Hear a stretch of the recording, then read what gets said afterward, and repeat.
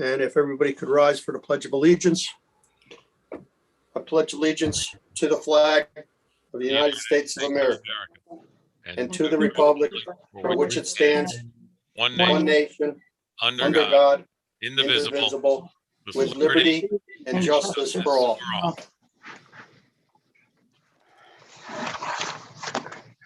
Noreen, if you could do the roll call, I'd appreciate it, please.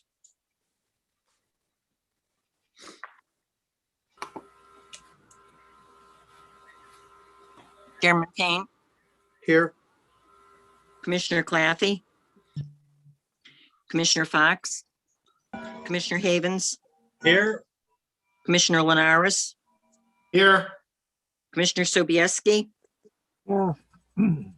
Commissioner Woods, Here. Commissioner Braverman, Here, Commissioner Gill, Here. Commissioner Haggerty. Okay, Very good. We're going to put Commissioner Gill in for Commissioner Claffey.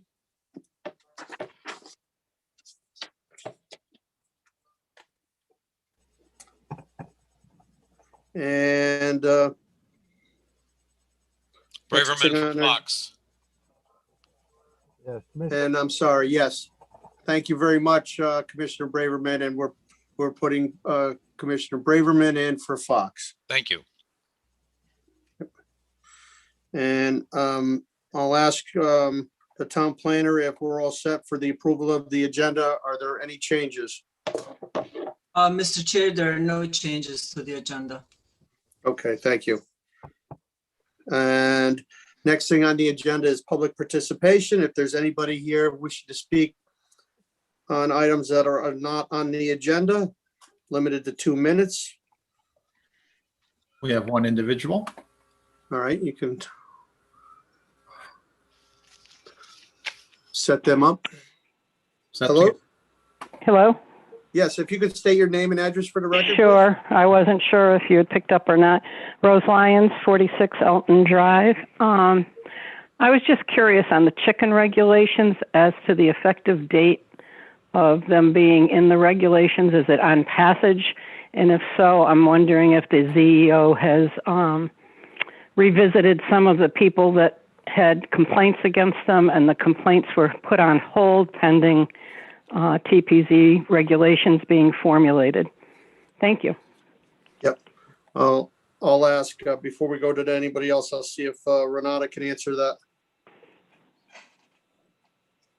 So in my memo, I recommend that the commission sets effective date for April 26. The effective date of the regulation is set by the commission, and it is a rather random date that I picked so that my staff has sufficient time to process proper advertising, posting, and filing with the town clerks. You can take that date, or you can choose a different date to set the effective regulations. We have not been revisiting. There were a couple of phone calls that I'm aware of that came in as this became a little bit more of a public from people that previously had some kind of zoning action taken and then halted. We are, as I had said, this is going to be the regulation that is enforced based on the complaint. We may look at what was brought to our attention before, because those were the ones under the perhaps enforcement as well. But I would like you, when we do the regulations, to adopt these regulations as you see fit, not to accommodate anybody in particular. So, once we get into that, that's kind of how I would prefer commission looks at this. Thank you very much, Renata. Is there anybody else from the public that would like to participate in public participation? Limited to 2 minutes. If you are, please raise your hand on the Zoom.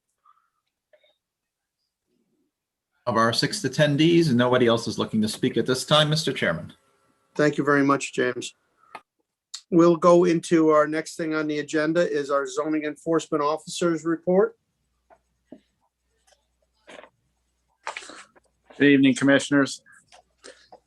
The report speaks for itself. The one that people are probably most curious about is Stam Road. we're working towards going through the legal process at this point. DMV has also stopped by there and issued them a summons as well, as you see on the report in late March. So. Mhm. Now, I think the commissioners appreciate you leaving that on the, on your report so that we can see the updates on it. That's very helpful. Is there any questions from any of the commissioners concerning anything from the zoning enforcement officer?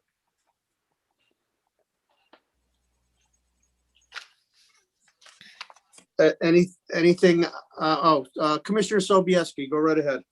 Yeah, Eric, can you just give me some idea as to what the motor vehicle is going to do when they issue a summons? Is that something that's enforceable?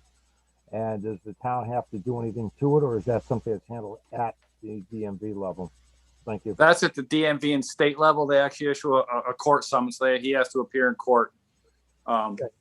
At some time, I know we all know the court system is still a little backlogged. So, I really have no idea when that or if it will take place. They're supposed to send me a copy of some of that information once they process everything. I haven't received it yet. Okay, thank you very much. Yep. Thank you. Any other questions from the commissioners?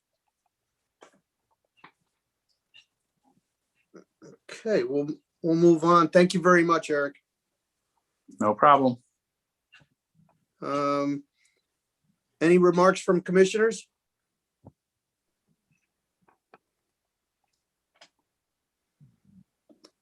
Okay, we'll go into public hearing. Before we do, if our secretary, Commissioner Garrett, Commissioner Havens could read the procedures for the public hearing, I'd appreciate it. Certainly, Mr. Chairman. Order of proceedings at public hearings shall be as follows. A, convening by chairman. B, reading of the notice by the commission secretary or a commissioner designated by the chairman to act in his stead. C, identification and location of the property involved by the town planner. D, statement of the issue to be considered by the chairman or the town planner. E, presentation by applicant limited to 20 minutes unless a specific extension is granted by the chair. F, persons wishing to speak in favor of the application limited to 2 minutes per person. G, persons wishing to speak in opposition to the application limited to 3 minutes per person. H, rebuttal by the applicant limited to 5 minutes total. I, rebuttal by the opposition limited to 5 minutes total. During a public hearing, it shall be within the discretion of the chairman whether the time limitations should be varied slightly, provided the commission consents to any such variance. In no case shall an extension be for more than 20% of the allotment indicated above, or 1 minute, whichever is greater. Thank you very much, Commissioner. Commissioner Sobieski, did you have anything else that you wanted to add?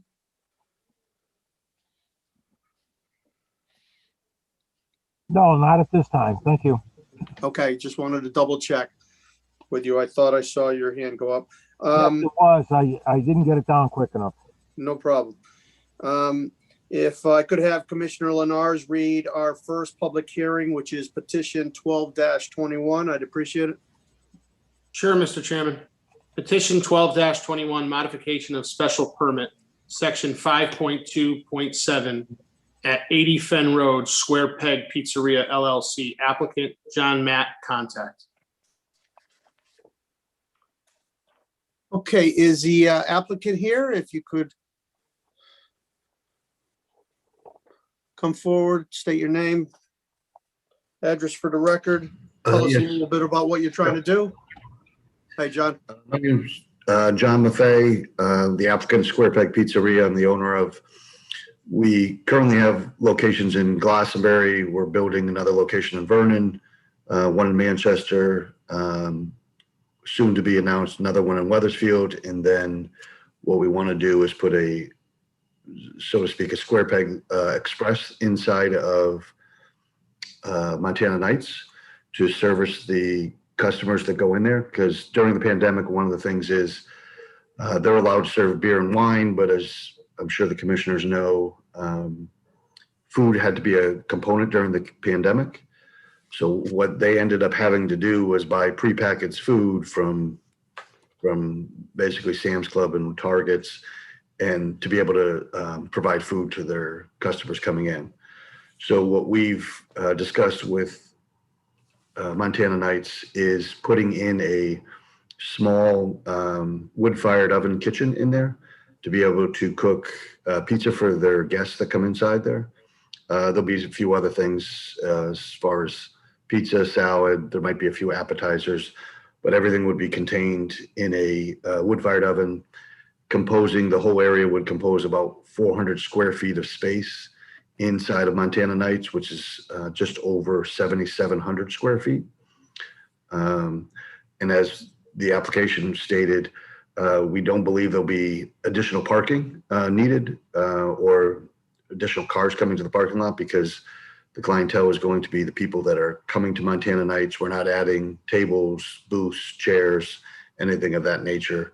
We're utilizing the space that's already being there. John, can the general public come and get a pizza to go? Yes. Yeah. Okay. Very good. Are you having any like a pickup window or anything by any chance? Or We would love to, but I don't think the building, the makeup of the building or the parking lot, the design would allow us to do that. At our other locations, we do have pickup windows. In Glastonbury and Vernon, we have pickup windows where customers don't even get out of their car. They drive up to a window. Unfortunately, at this location, it won't permit, and also because of size. It would be like more of a walk-up window, not a drive-up window. Yeah. But you could put a walk-up window. Yeah, correct. Okay. Yeah. Anything else, John, that you'd like to tell us? Nope, I'm here for questions if anyone has any questions afterwards, so. Okay, very good. I'll go to the commissioners. Have any questions?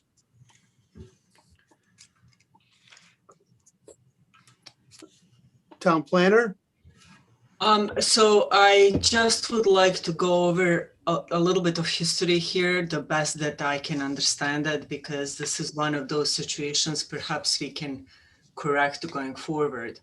So what had happened here is the Montana Knights had permit to occupy the building, and as a part of that, they also were required to come to the Planning Commission to get a liquor permit approved.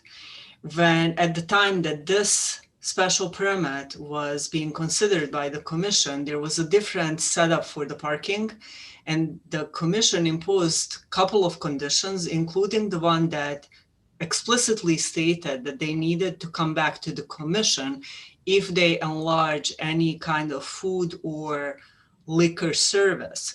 But that condition, according to the record, was really related mainly to the parking. And then following that, the commission also allowed, and this was at a later date, separate special site plan approval, which allowed them to build another 23 spaces of parking.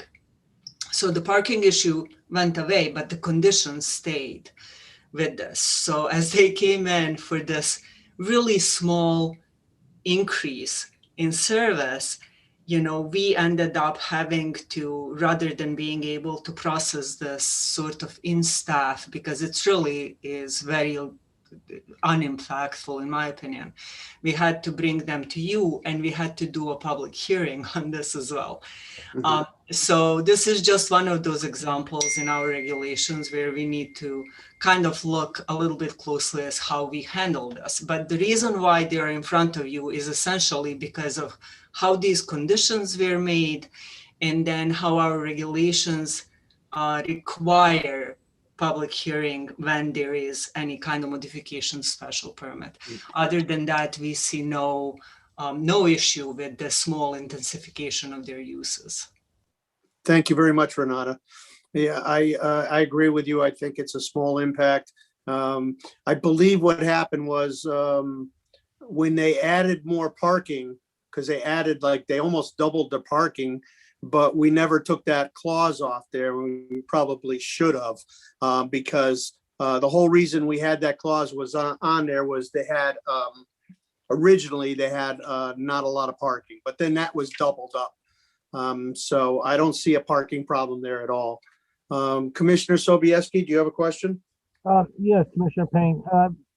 Maybe my memory's fading a little bit, but I thought there was an issue with tractor trailers there at one time with the person in back of Montana, parking in a lot. I think it was Commissioner Claffey that brought that up. I was wondering, has that been rectified, or is that going to have any impact on this operation with the food now? I'm just wondering. I remember that was a big bone of contention at one time. Thank you. Yeah, very good. Yeah, I don't see a problem there. I think that's the other tenant that was in the building, and he had an 18-wheeler parked out there. But I don't see it there, and I don't think that's going to be a problem in the future. Any other questions from the commissioners? All right, I'm going to go to the public. Anybody wishing to speak in favor of this application?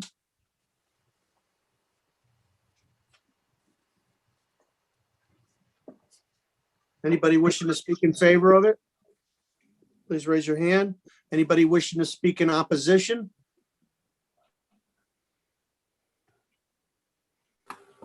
Anybody want to speak in opposition to this? We've got nobody, Mr. Chairman. Thank you very much. I think this is not a large impact. I think this is going to be a nice thing for the community and for the Montana Knights. I'll entertain a motion to close the public hearing and move this to old business for action. Oh, you gotta be kidding me. Sobieski, Beg your pardon, Commissioner, Counselor? Hello? Hello? I have a question. Oh, just a minute. Counselor Annis, did you have something? No, Okay. Commissioner Braverman? Yes, I thought that the state rules on outdoor dining precluded town rules, and I was wondering if there's any conflict in that area. Well, this isn't outdoor dining. This is inside. Okay, I'm sorry. I misinterpreted. No problem. Any other questions from the commissioners? I'll ask you what your pleasure is. Would you like to close the public hearing and move it to old business for a discussion and a possible action? Commissioner Sobieski, I'd like to make a motion to close this, move it to old business for discussion. Second. Thank you very much, Commissioner, and seconded by Commissioner Braverman. Any comments? All in favor? Aye. Aye. Opposed? Anyone opposed? Motion carries unanimously to move it to old business for discussion and possible action. Commissioner Woods, if you could read petition, the next public hearing, which is our petition 13-21, I'd appreciate it. Sure, Mr. Chairman. Thank you. Petition 13-21, zoning regulations for outdoor dining, sections 3.11.6 and sections 3.15.3 to temporarily authorize the town planner to approve outdoor dining at existing restaurants, Newington Town Planning Zoning applicant. Thank you very much, Commissioner Woods.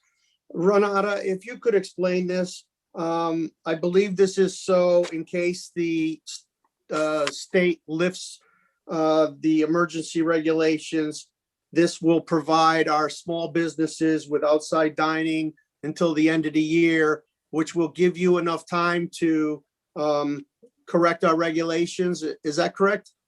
Mr. Chair, I need to say nothing else. You just said it all.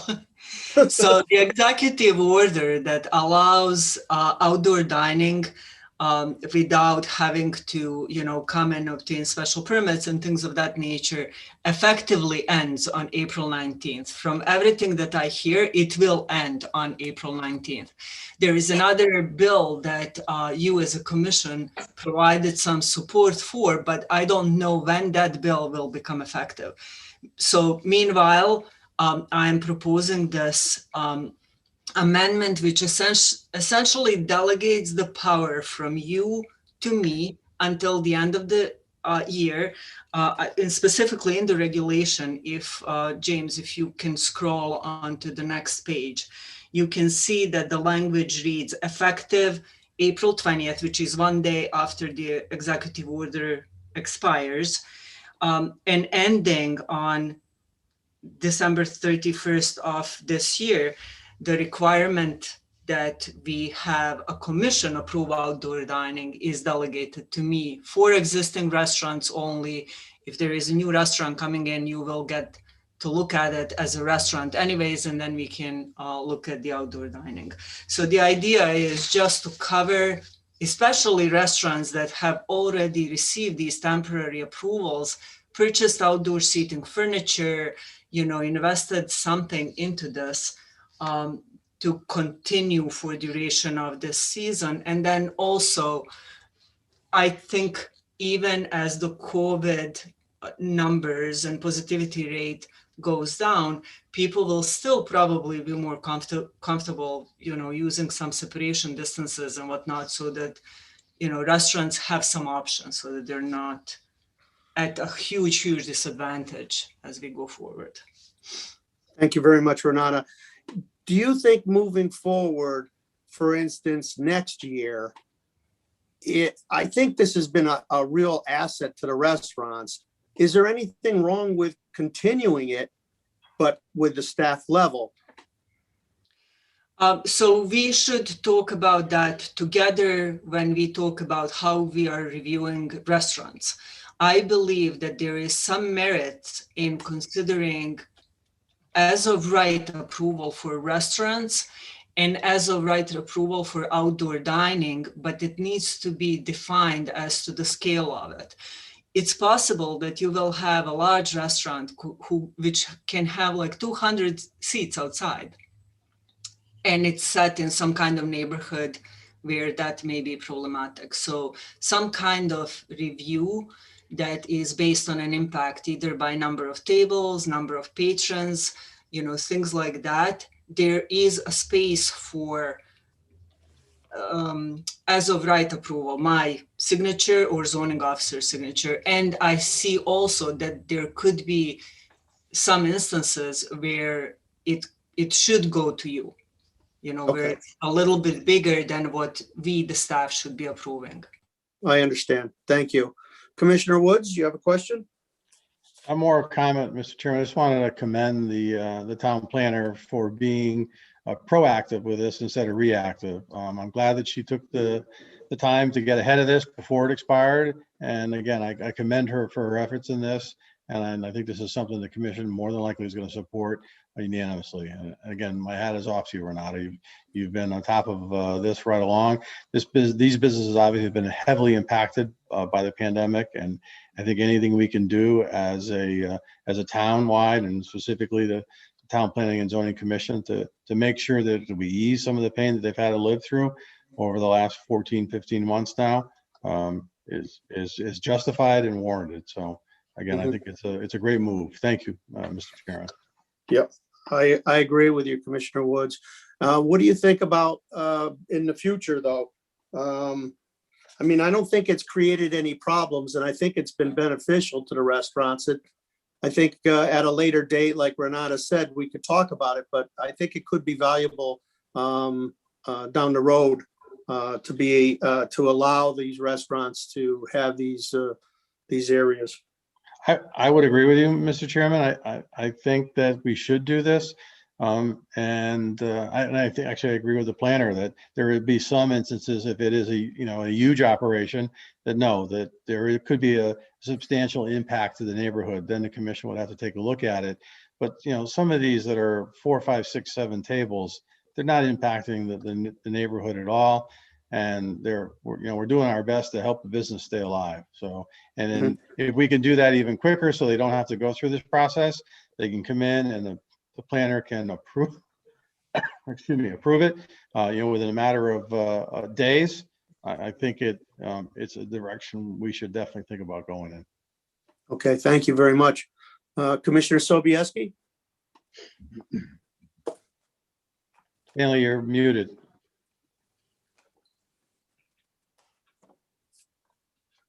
I also could concur with Commissioner Woods. My only concern is the noise levels where they abut residential areas. That's my only concern. Other than that, I think it's a good idea. Say like, 7, 10, 14, 20 tables isn't a lot. You get up to 200 though, that may be an issue. Thank you. Yeah, that's a great point, Commissioner Sobieski. That might be one of the trigger points for commission to review it, from staff to have it sent to commission for the future. Is there any other comments from any of the other commissioners?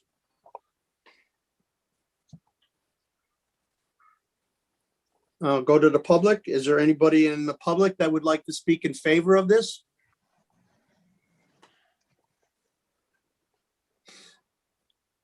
Anybody from the public wishing to speak in favor? Anybody wishing to speak in opposition to petition 13-21? Anybody wishing to speak in opposition? Hearing none, without objection, I would ask one of the commissioners to entertain a motion to close petition 13-21 and move it to old business for discussion and possible action. Sobieski, I make a motion. We close petition 1321 and move to old business for discussion. Thank you, Commissioner Sobieski. Do I have a second? Second. Seconded by Commissioner Lenars. Any further discussion? Yeah, Mr. Chairman, Yes. are we going to do just discussion and action? Because the motion only has discussion. I'd like to move it forward possibly, but we can figure that out after we discuss it. Okay, as long as it doesn't have to be in the motion, I'm fine with that. Yeah, I don't think it has to be in the motion. Okay. I'm going to, Mr. Sobieski, I'm going to amend my motion to say action also. Okay, thank you, Commissioner Sobieski. Is that okay with the seconder? Absolutely. Thank you very much.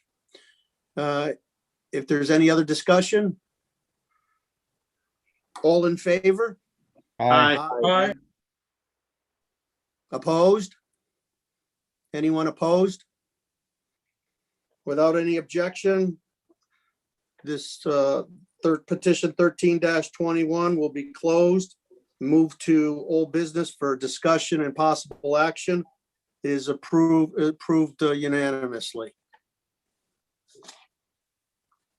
Okay, the next thing on our agenda is approval of minutes. We have TPZ minutes of 03/24/2021. Is there any corrections in the minutes? I'll entertain a motion. Sobieski, make a motion to accept the minutes. Second, Mr. Motion. Chairman. Motion made by Commissioner Sobieski and seconded by Commissioner Woods. Is there any discussion, comments? Hearing none. All in favor? Aye. Aye. Opposed? Motion carries to approve the minutes of 03/24/2021. There's nothing in new business. We'll go right to old business. And I'll ask Commissioner Havens, if you could read petition 0921, please. Certainly. Petition 09-21, zoning text amendment to allow the keeping of hens, section 3.1.3, 3.3.5, Newington TPZ applicant. Move to approve the zoning regulation amendment with the effective date of April 26, 2021. Reasons for the approval.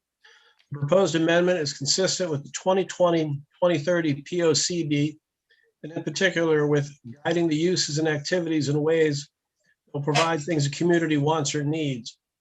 POCD PP.1.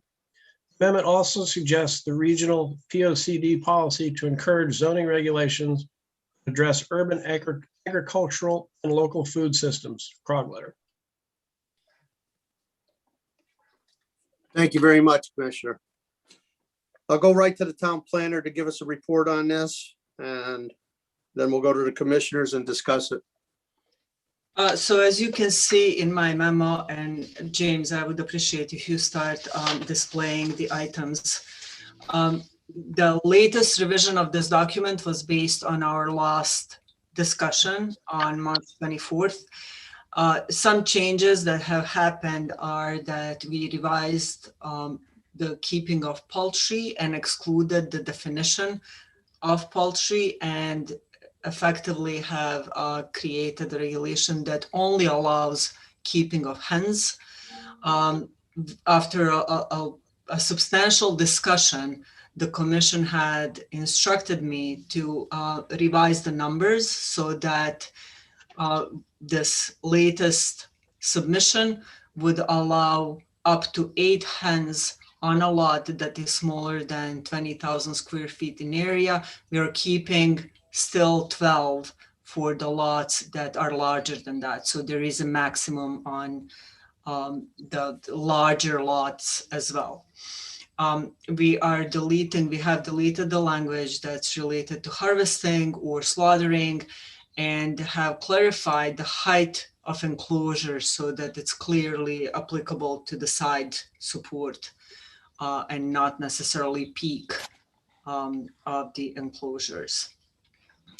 If you don't mind, James, to display the actual 3.35. So under 3.1.2.1.3, I am just doing this to keep everything consistent. This is the section that essentially deals with farms and not necessarily with residential lots.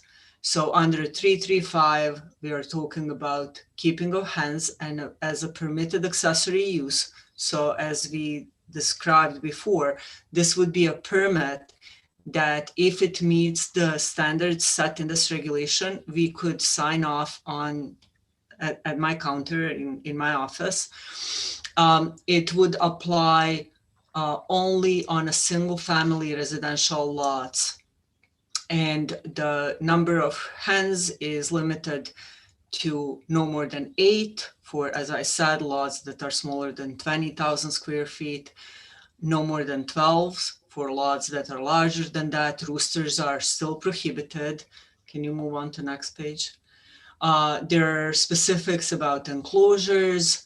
You know, we're talking about, again, minimum 10 square foot of ground area per hen, a maximum of 200 square feet for an enclosure itself. Enclosure must be located in a rear yard. The height of the enclosure wall is that one clarification that we made based on testimony from the last meeting. The setbacks are 25 feet from any street line and minimum 10 feet from any property line. We're talking about coop, which the setbacks for coop are a little bit bigger, like a little bit larger, because that's where really they lay eggs and sleep overnight and whatever. So I want them to be in an enclosure, in a coop that is inside the enclosure itself. There is some language with regards to the cleanup and food and waste. We really haven't changed that. I have mentioned to you before, in my experience, the biggest issues with keeping of hens are related to people not keeping feed correctly, like leaving food in an open containers, which attracts mice. However, I have also said, you know, as I walk around Newington, you see properties that have wood pile in the back of their properties that also attracts mice and rodents. There are all kinds of things that people do that is kind of similarly has a similar effect as this. I think that's really all that I have to say about this, except that I really would urge you to approve these. Whether you modify some of these standards, I think any regulation is better than no regulation at all, because as it is right now, we effectively prohibit this kind of use. People want it and have it. I have no other option but to right now go to someone and tell them, get rid of your animals, which is an emotional thing to deal with when people treat these or consider these animals as their pets. And frankly, I don't want to be the meanie. I can be meanie with some things, but not with this.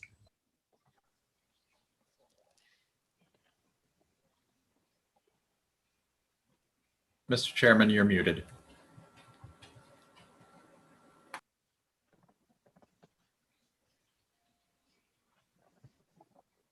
How's that?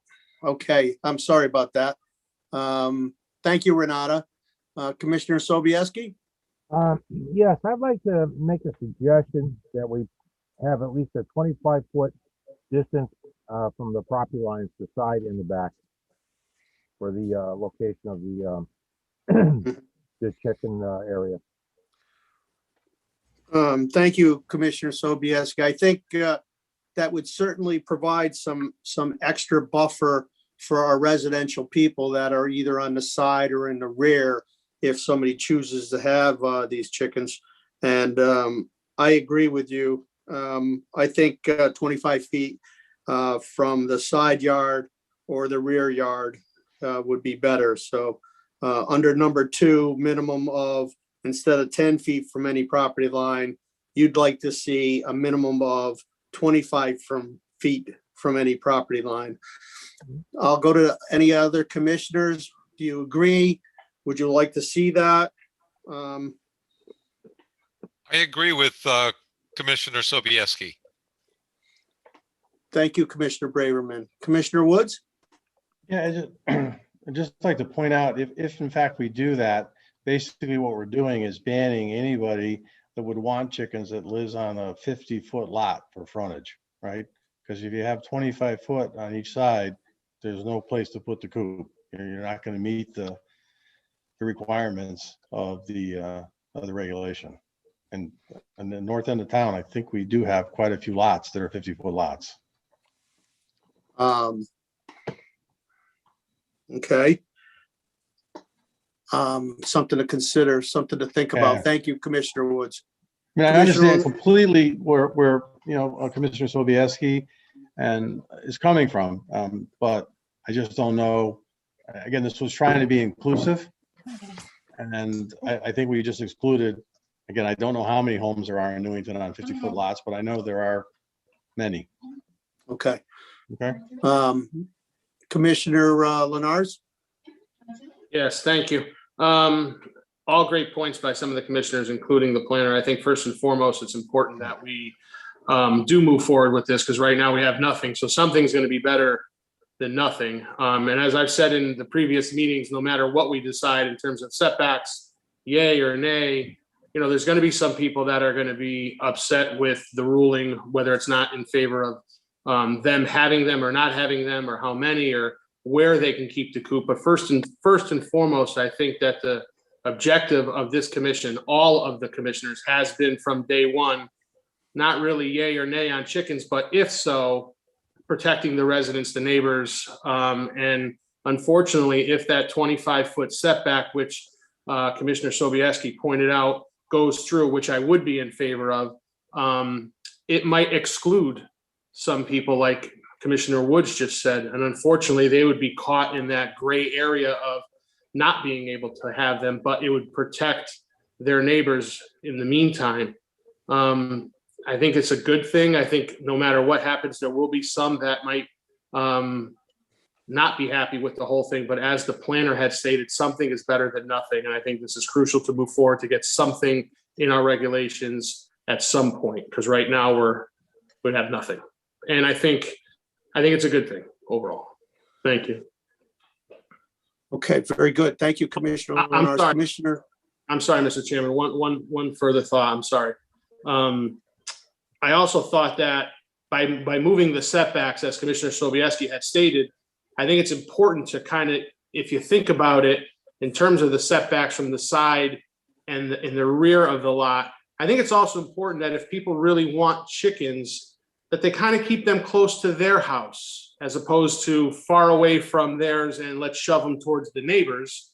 Whether the neighbor likes them or doesn't like them, if they want them, they shouldn't have a problem with them being close to their own house. So I think that's an important part as well. Thank you again, Mr. Chairman. Thank you very much. Commissioner Gill? Yes, I think we should leave it at 15 feet. If we It's have at 10 problems It's at 10 feet right now. at 10 feet, That's right. Minimum of 10 feet from any property line right now. oh, okay. All right, I was looking at the coop. The coop was proposed at 15 feet from any property line. You know, if the commissioners are concerned about the smaller lots, if we reduced it down to 20, then I believe it would work on the smaller lots too. So, because the area is only 10 by 10. And so that would work on a small 50-foot lot possibly. Commissioner Gill, if you want to finish, go right ahead. I'm sorry. No, that you're correct.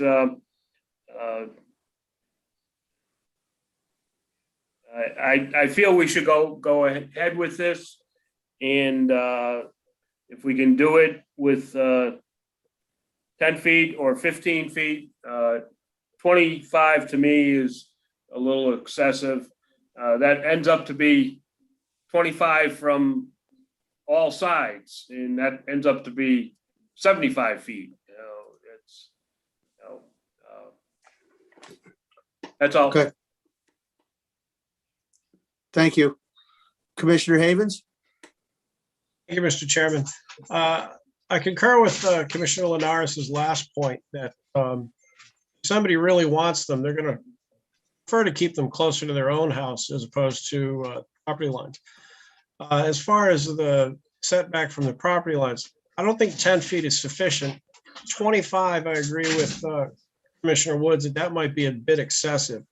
Even 20 might be. If you go somewhere between 15 to 20, then you're good. I mean, let's not make it 17.5, but something definitive.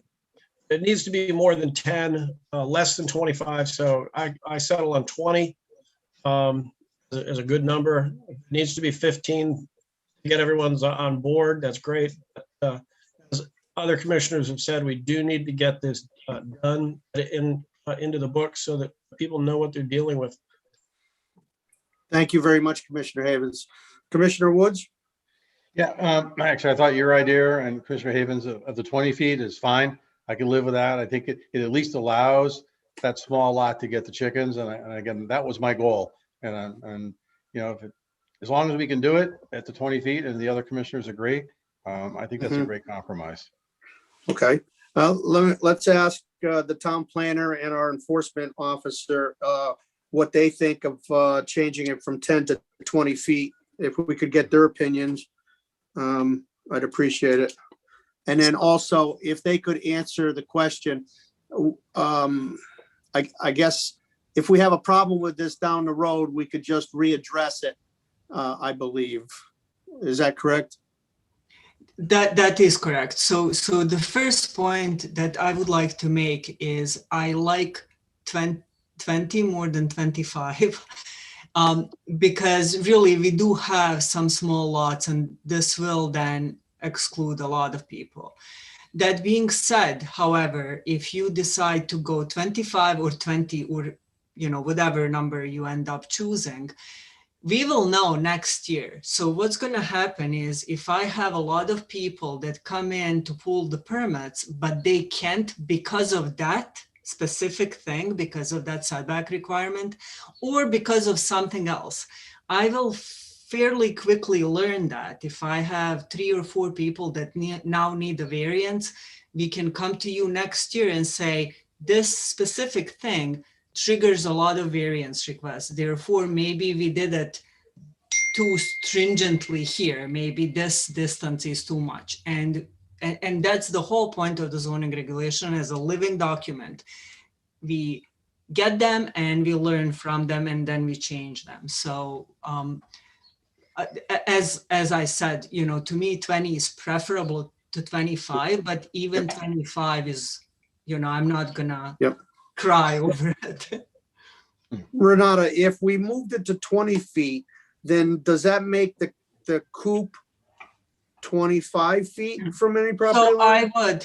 I would modify where the coop is, because I really want coop where the eggs are laid in an enclosure that's like fenced around. I don't want chicken leaving a coop and roaming around open yard. I want them always enclosed when they're sleeping. So coop should be inside the enclosure. So if you move enclosure to 20, we will move the coop to 25 so that it's divided. Okay, very good. Any other, Eric, do you have anything? You're out there enforcing these things. Do you have anything to add? People are just gonna have to realize, they're gonna pull the zoning permit for this. And when or if I get calls from a neighbor or whatever, and I go out there and, the coop and the enclosure isn't shown as they depicted it on the plan and per the regulation, we're going to start, the zoning violation process. So they just, they're not just gonna be able to just show it on a plan and say, have a good day and let them go free range. So they are going to have to adhere to the rules, that are going to be in the regulations. Yep, that's very good. We expect that. Thank you very much, Eric. Is there any other questions from the commissioners? Commissioner Havens? Just a quick thought. Do we have any steps going forward or ideas of how to approach people that may already have them? Are people going to be grandfathered in as far as distances or anything along that lines? Yeah, I don't think we're going to grandfather anybody in, but I'll ask either our zoning enforcement officer or Renata answer that question for you on how they'll deal with it. No, unless you specifically tell me and we make it as a part of the regulation that whatever pre-exists is non-conforming, it's not an approved use. So if people have it, they have it illegally.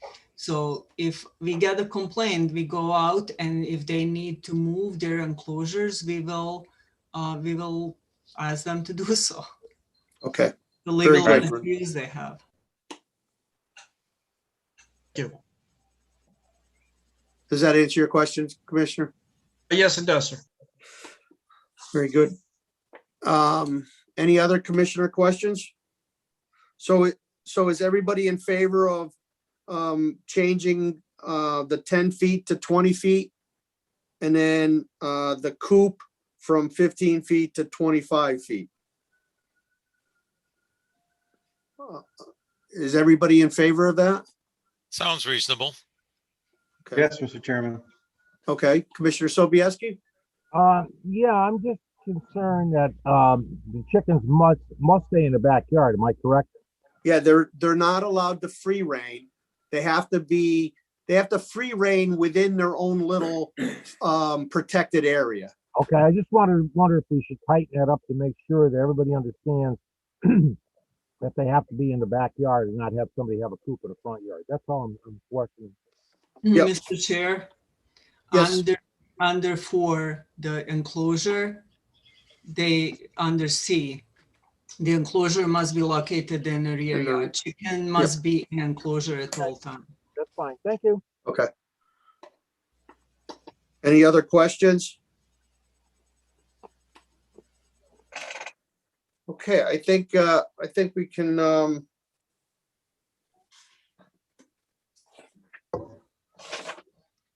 we have a motion for this? Yes, I made the motion. Commissioner Sobieski, I made the motion. I'm willing to modify it to 20 feet. Okay.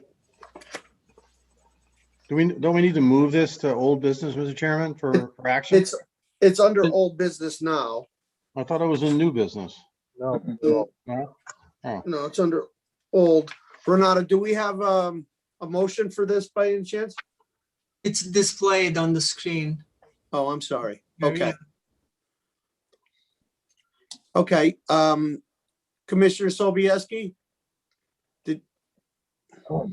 Would you like to read that with the changes? Okay. Petition, Ondine 21 zoning text amendment to allow keeping of hens, section 3.1.3 and 3.3.5, Newington TPZ applicant. I move to approve the zoning regulation amendment with the effective date of 26 April 2021. And that would include the moving of the distance to 20 feet from 15. Reason for, I'm sorry?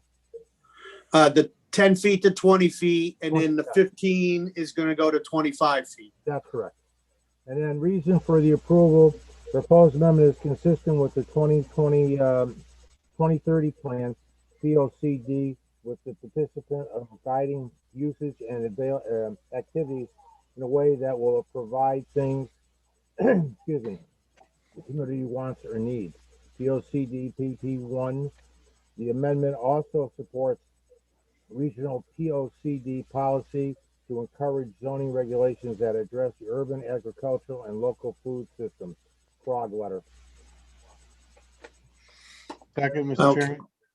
We have a motion by Commissioner Sobieski, and we have a second by Commissioner Woods with the changes.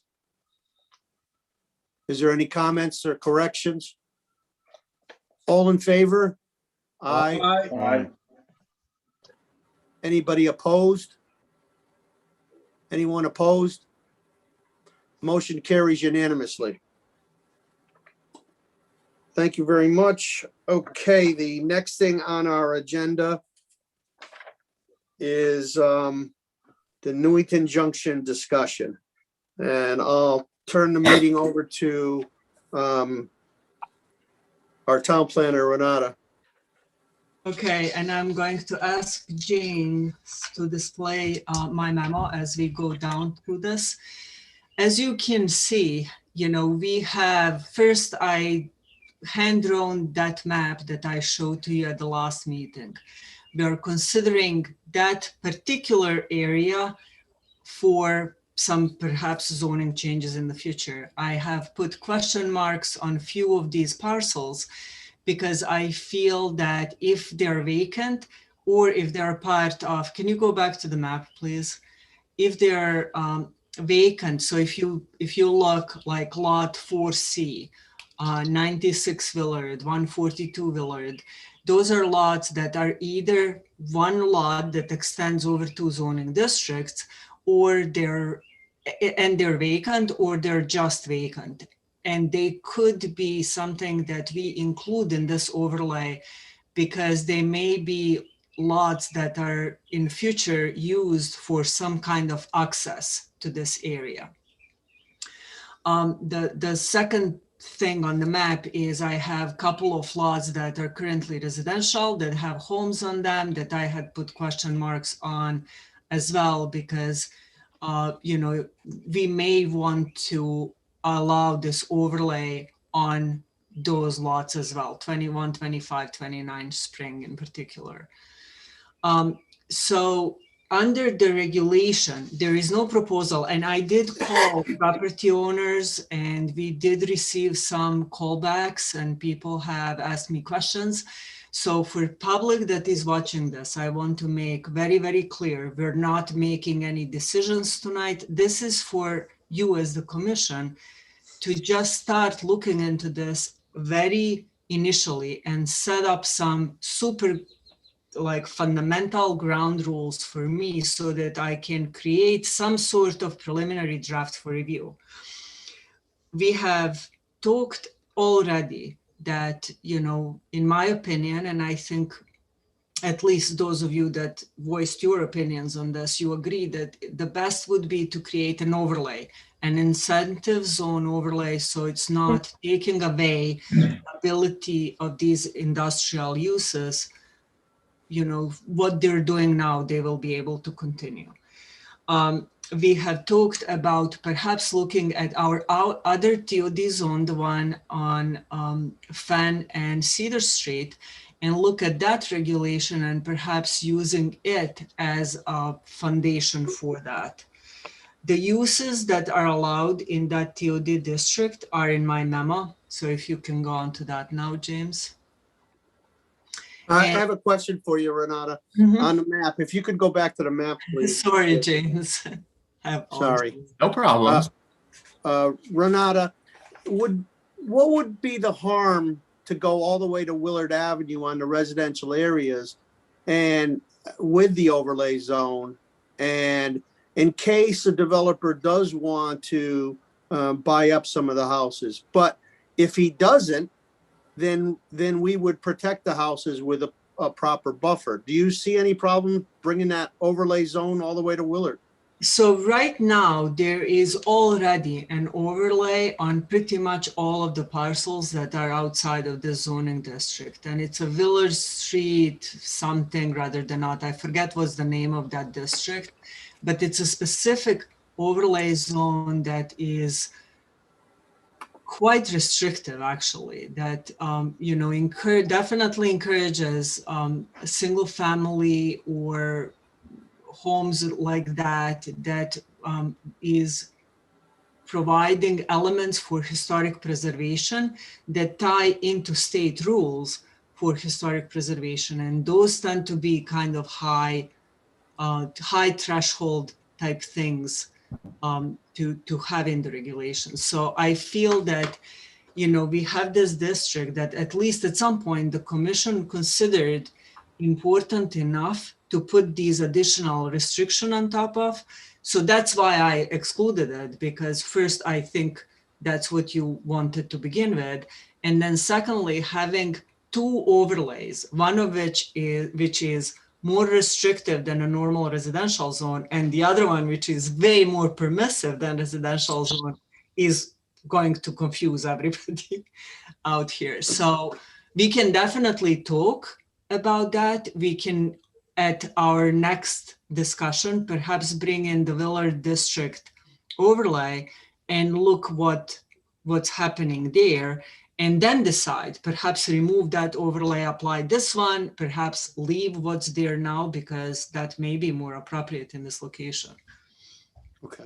Eric, did you have a comment? I was just gonna make, for clarification, that overlay district is currently called the Willard Avenue Development District, the WAD. So that's what she was referring to, that exists now. That's just over those, the residential houses? Correct. Okay. Thank you very much. All right, you can continue, Renata. Thank you. All right, so what I want the commission, and you know, you may have things that you want to talk about as well, but what I definitely want to address tonight is, let's talk about uses, what we should be allowing there, generally speaking, in a frame speaking. If we miss a use or something, you know, we'll get many drafts of this to talk about it later. But the first thing is, what kind of uses should we be allowing here? How do we permit the uses? You know, what are we looking in regards to special permits versus allowed as of right? We should talk about the street access, especially if we don't extend all the way to Willard. There will be some setback requirements that should be applicable to these, like inside streets. I have put in preliminary set of setbacks, and we definitely need to talk about building heights, because that seemed to be a kind of hot topic item before. So if you look at uses, you know, right now under our TOD, we have, rather than listed uses, this sort of, I don't even know, this language is too vague to me. And I understand that there is a benefit to having a little bit vagueness in the language, but that really sets up in the office against, you know, what do we consider this versus, you know, what does all this means? So rather than having it set up like this, perhaps we can, you know, use some of this language for the purpose, but then consider uses such as artisan industrial, artist studio, banquet hall, brew pub, healthcare services, medical office. I'm talking about home occupations, hotels, indoor arts, recreation, entertainment, the multifamily dwelling and elderly housing, in my opinion, has got to be part of this conversation, because really considering the location of these properties, the adjacentness to Newington Junction Station, housing is the use that will most likely want to go there.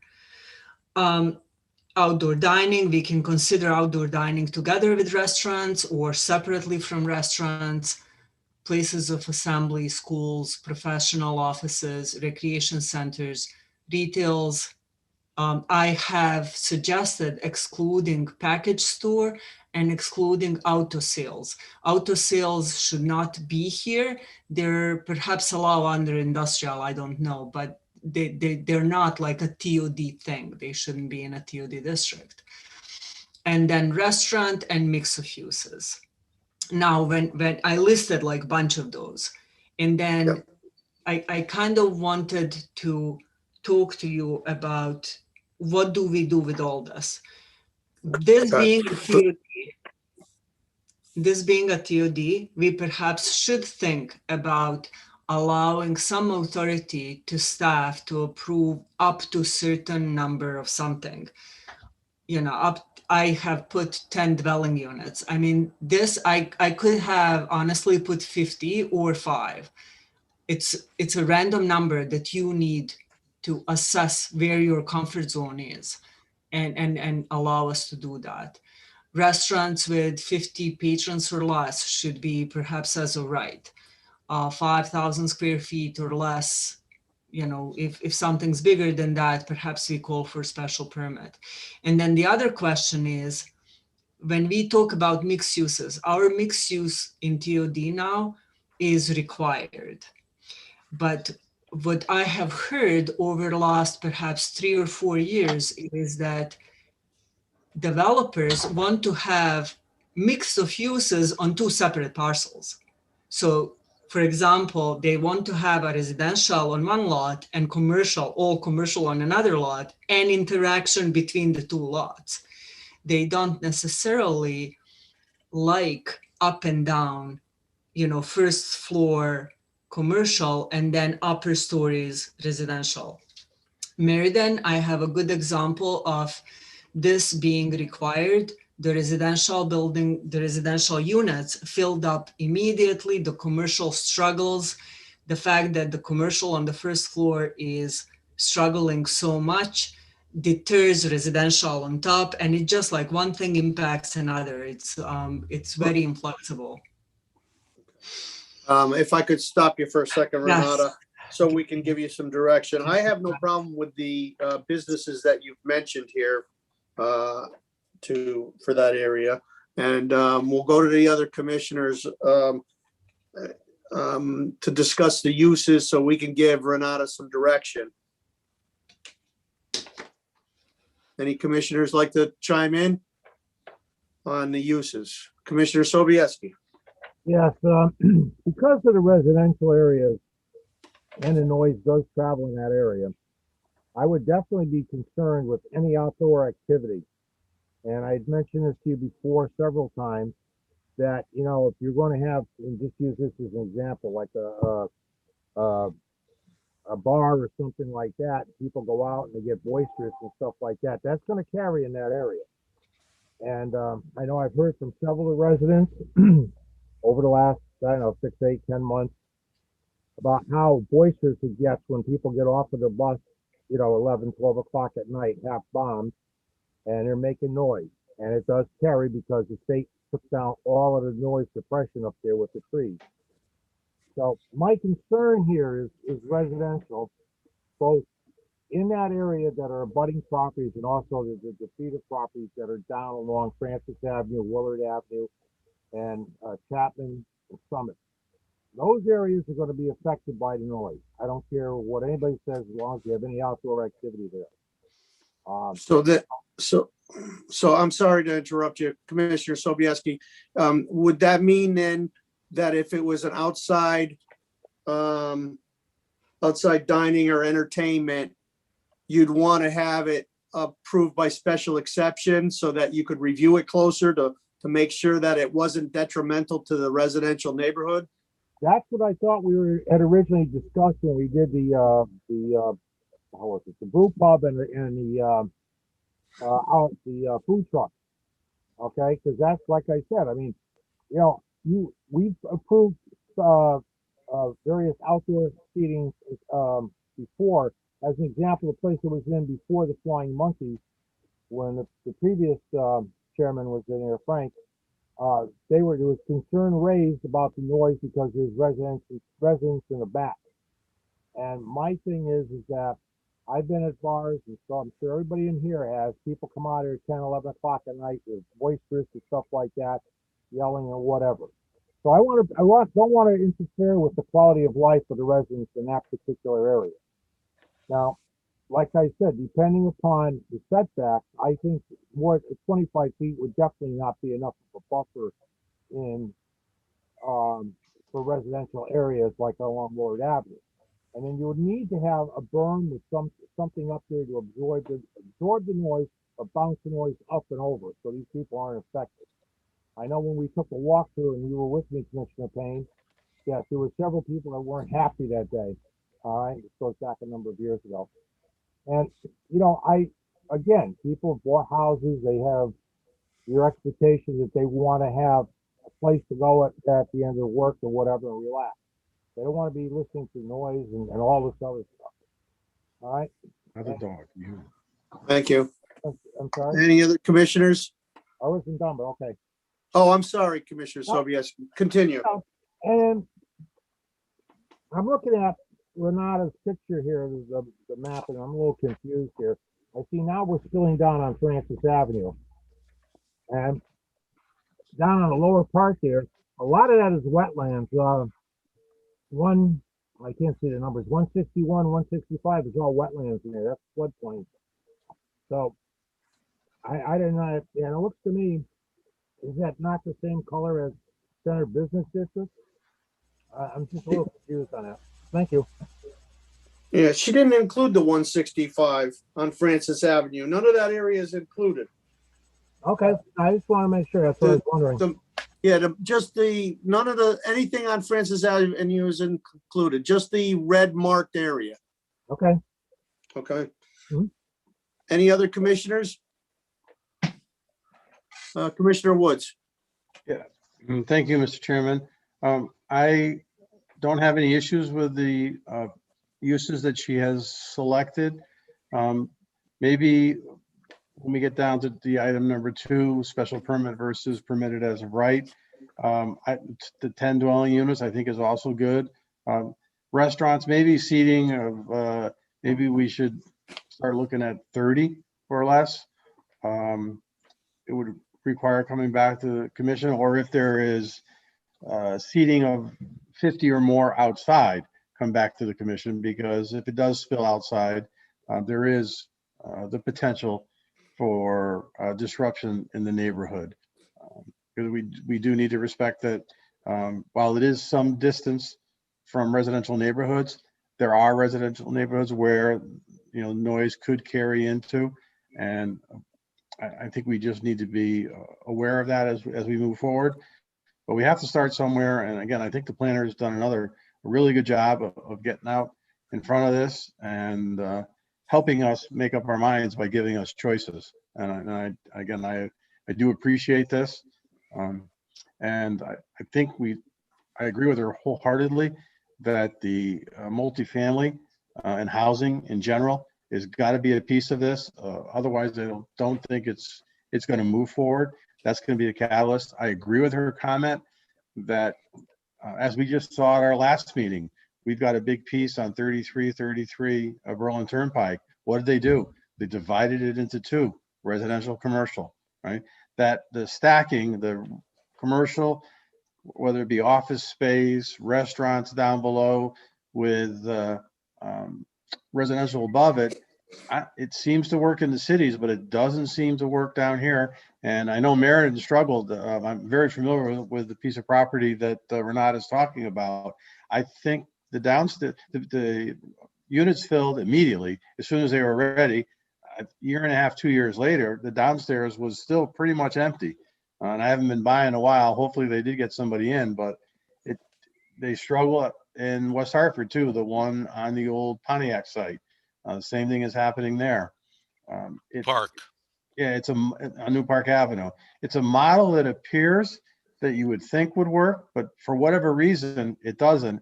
And my guess is on most of these sites, it has to do with parking. I think there's a conflict between residential parking for the units and the parking for the businesses. And I think as much as they're supposed to be separated, they commingle and people get upset. That's just speculation on my part. And there's no fact or basis that to base that on, other than I do work on these buildings, and that's what I see. But again, I think it's a good start, and I'm waiting to hear from the other commissioners to see where they are on this. Thank you, Commissioner Woods. Commissioner Sobieski, did you have another comment? Yeah, in regard to what Commissioner Woods was just saying, he's right. There is a parking issue. And for some reason or other, the models that are put out by the planning, state planning and everything else, seem to think that everybody's going to give up their cars, and they're not going to. So that is a big issue. And it's a busway. People, again, you know, when it was in its inception from Chicago, worked great. You had a 40-mile piece of roadway in there, all right, in between an interstate. It was the old Chicago Northwestern Rail line. But here, you only got 9 miles, and you know, all we really have is 2 destinations: Hartford on one end and New Britain on the other. So I think parking needs to be a substantial issue here. I do know that when they're using the busway, they were parking down on Chapman Street, and that's okay 9 months of the year, but what do you do when you get snowstorms? Thank you. Thank you very much. Any other commissioners have a comment concerning the uses so that we can give Renata direction?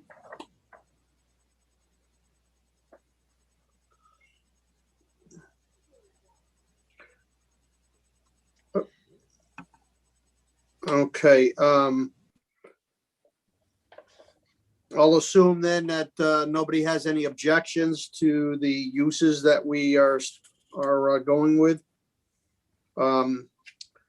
But probably are in agreement with Commissioner Sobieski and Commissioner Woods that if it's some sort of outside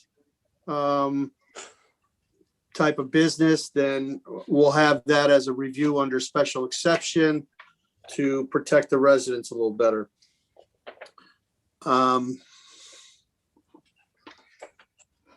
Okay. Renata, on the street access, you've got a bunch of things stated here, but then also state we could just use our normal driveway standards. I think that probably makes the most sense. I don't know about the other commissioners, but and then on the setbacks, normally in a TOD area, setbacks are reduced a little bit as an incentive for the TOD area. Setbacks, landscaping sometimes. So at least they were over at the Fen Road one. We had reduced the property setbacks and the other things to incentivize. We also reduced the parking count a little bit to incentivize development. So I'm not sure if you're thinking the same way. I am definitely thinking the same way for inside the development itself. If you look at these setbacks, they're really intended for like an outside frame of the development that I'm hoping people actually get here, developers get here, buy like 4 or 5 different parcels, combine them and create one coherent development. And with keeping in mind that there are residential properties, like even across from the city fast track. So that's why, for example, I'm specifically saying perhaps we should think about setting a setback for the residential, to the residential zone. Whether we need something to fast track or not, like that's irrelevant to me, but I think we should have something because like we were discussing, the noise carries. Visually, it carries. Inside of the development, if there are 4 different parcels, there shouldn't be any setbacks between them. So the part on the inside does not concern me so much, Okay, just on the outside of the project itself. okay, very good. Thank you. Any other questions from commissioners? Any comments? Mr. Chairman. Yes, Commissioner Woods. Back to the outdoor seating, dining. You know, I don't think we should be so restrictive, and I'm going to use a couple examples. Maybe it's a breakfast place or a coffee cafe or a bakery, you know, that has 2 or 3 tables. I don't think that should be coming in front of the commission.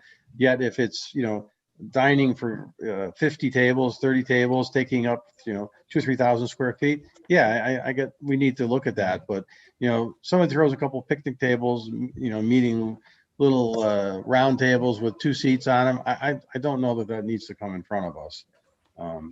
I agree with you, Commissioner Woods. Okay. So hopefully Renata will take that information and apply it to our regulation.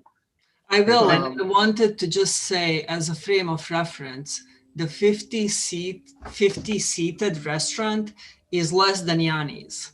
Yanni's can seat more than 50 patrons. So that to me is like really small restaurant, really small everything, which is why I use 50, but definitely we should look at like number wise in these.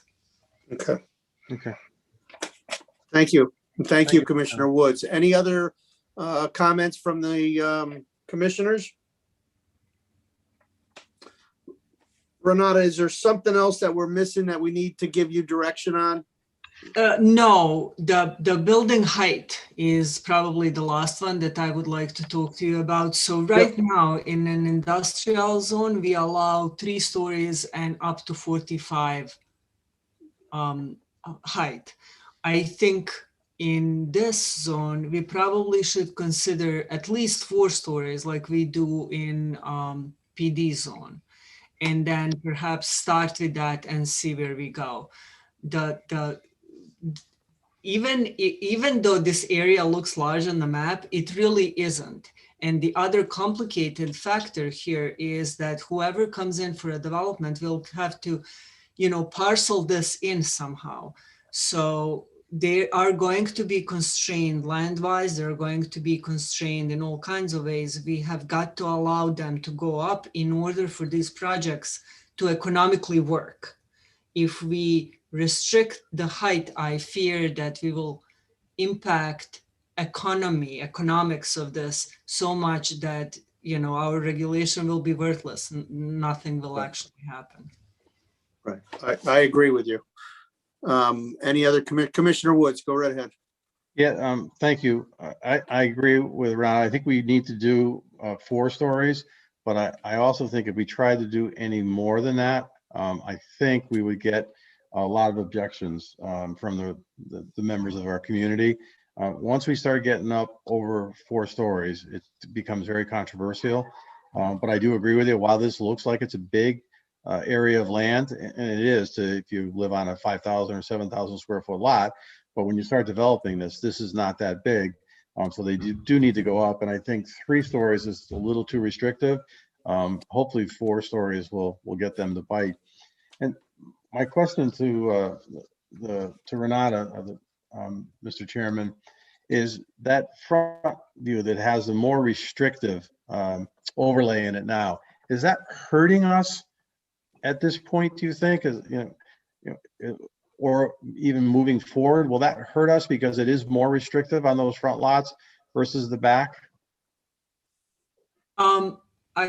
You know, I don't know. I don't know what interest in anything happening on the front lots was there before.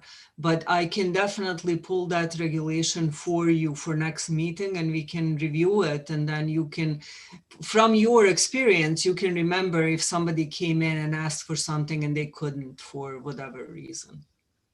Mr. Chairman, if I may? Yeah, Certainly. again, I think when that was done, I think the intentions were good, but the intentions were definitely to do anything we could do to possibly move away from any sort of high density housing. So I think that's why it was done.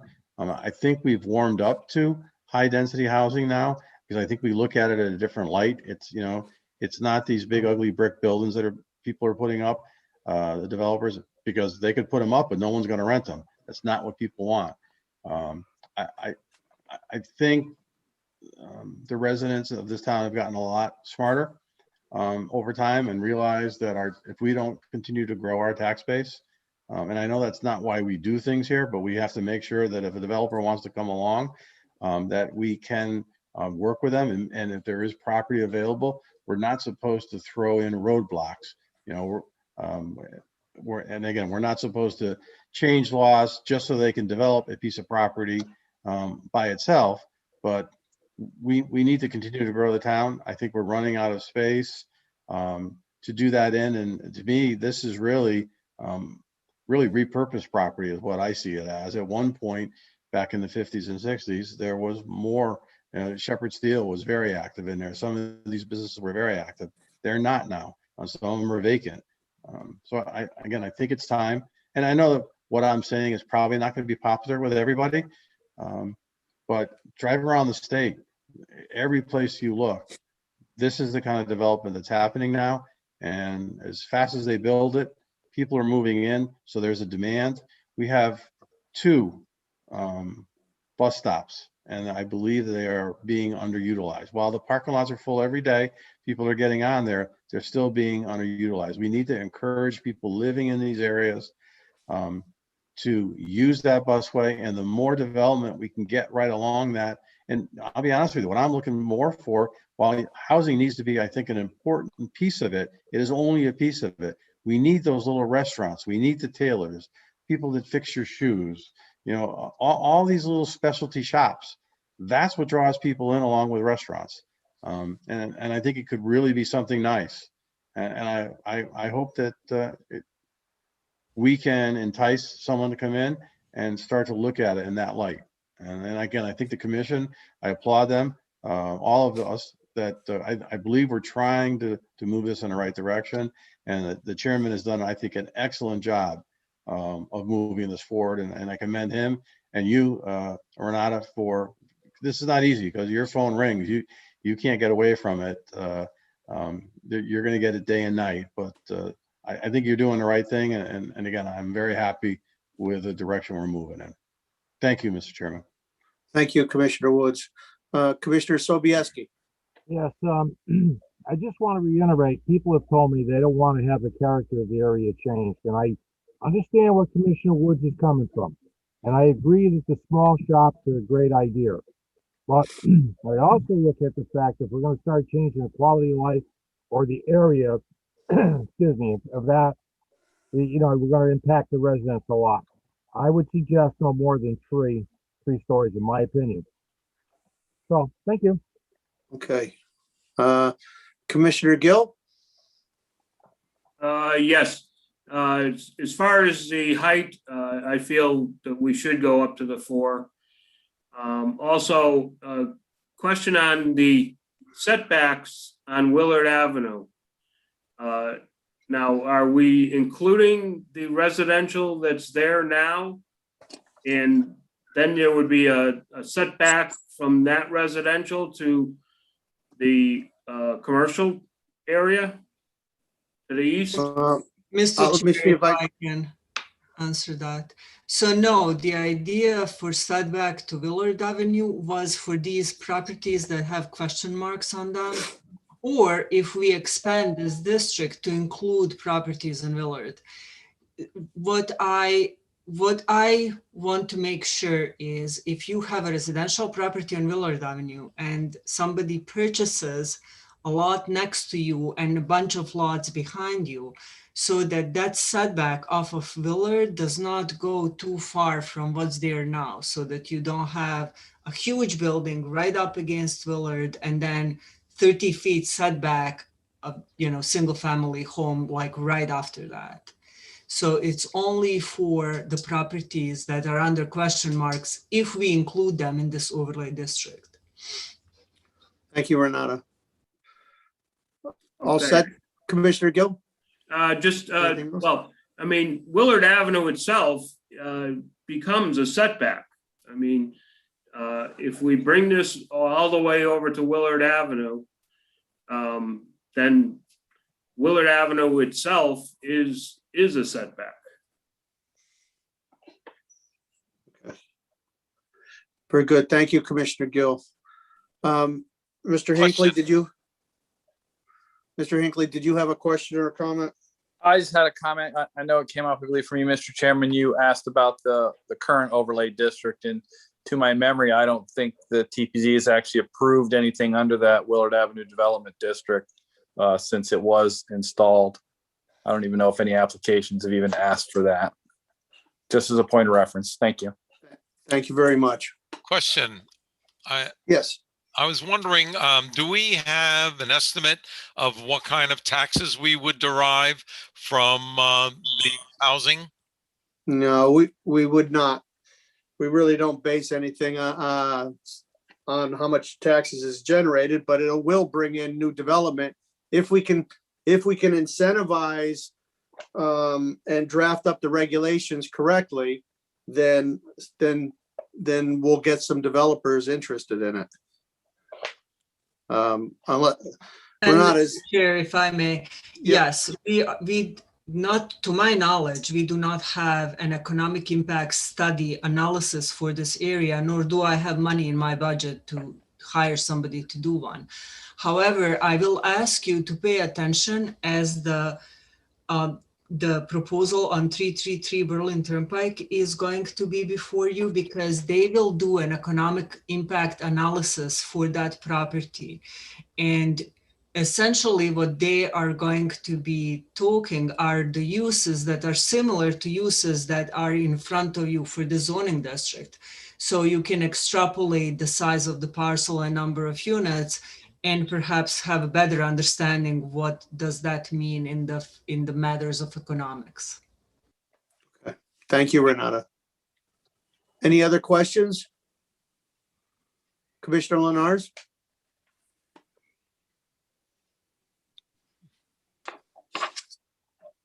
Unmute. My apologies. I got kicked out of the meeting and it automatically muted me.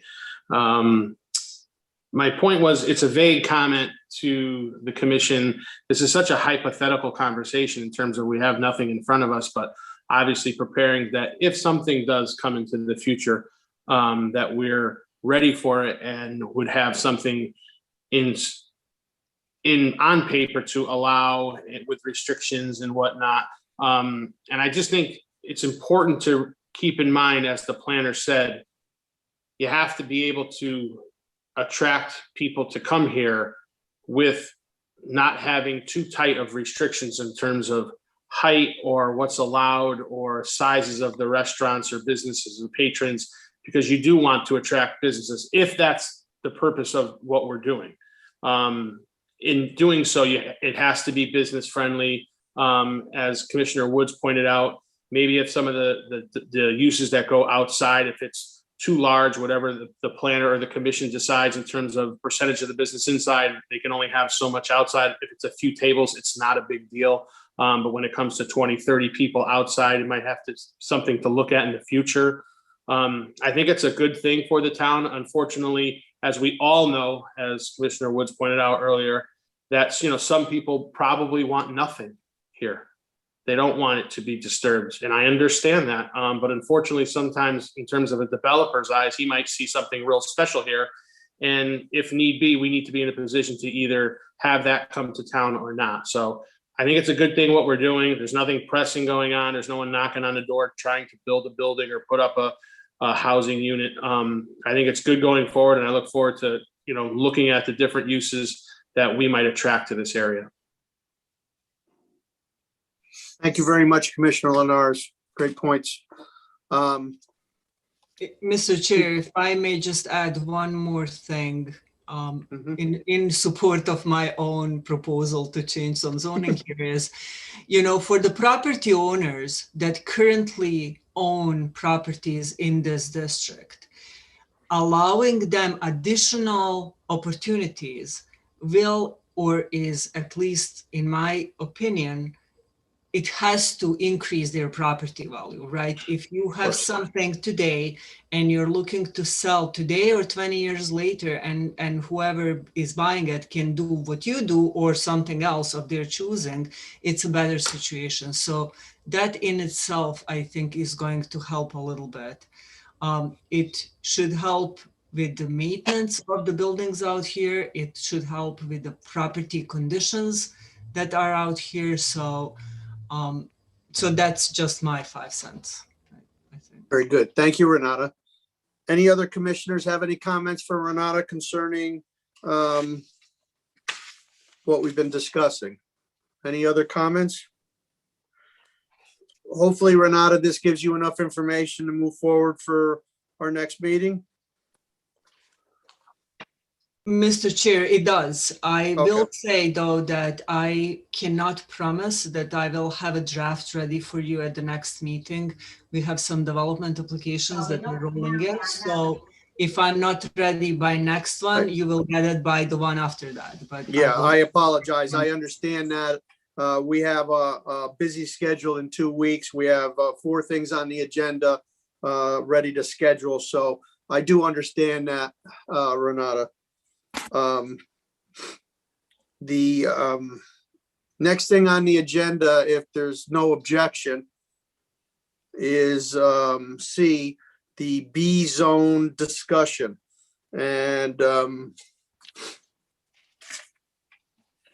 I'm going to go over that with Renata. If we could get that up on the board.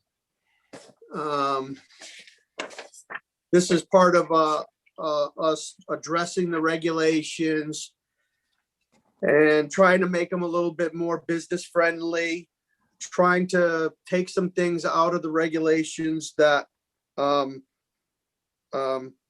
maybe should be allowed by right instead of by special exception. So I'm going to have Renata go one at a time so that we can give her direction on this. If we could have the regulation up on the screen, James, the next page. Yep. Thank you. Go ahead, Renata. Thank you, Mr. Chair. So the first thing that I wanted to do is each of our zoning districts actually should have this purpose that's written, and for whatever reason, our regulations don't have that. Now, B zone is, as we have shown to you a meeting before or 2 meetings before on the map, is really a zoning district consisting of number of rather smaller parcels that tend to be in the neighborhoods, that tend to be located in areas where they're surrounded either by single family homes or just general residential neighborhoods. So our purpose in the zoning district is to essentially mention that these are, that this is a zoning district where we, the commission, have to be extra sensitive because of the nature of the parcel sizes and the neighborhoods that they're in.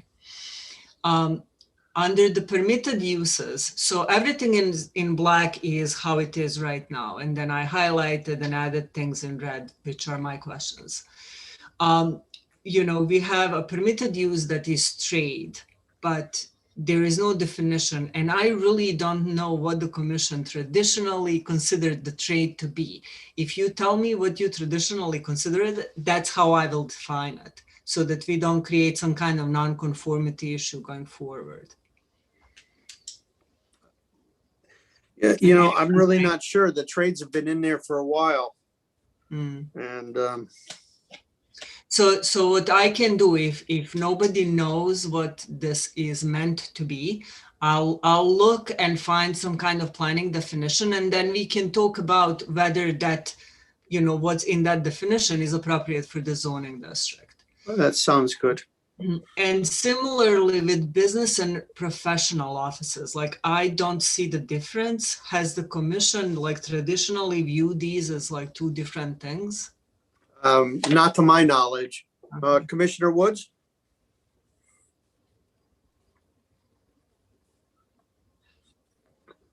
Commissioner Woods, I think you're muted. Would trades be like service businesses, tailors, shoemakers or shoe repair places? That's what I'm thinking, some place where you go specifically, to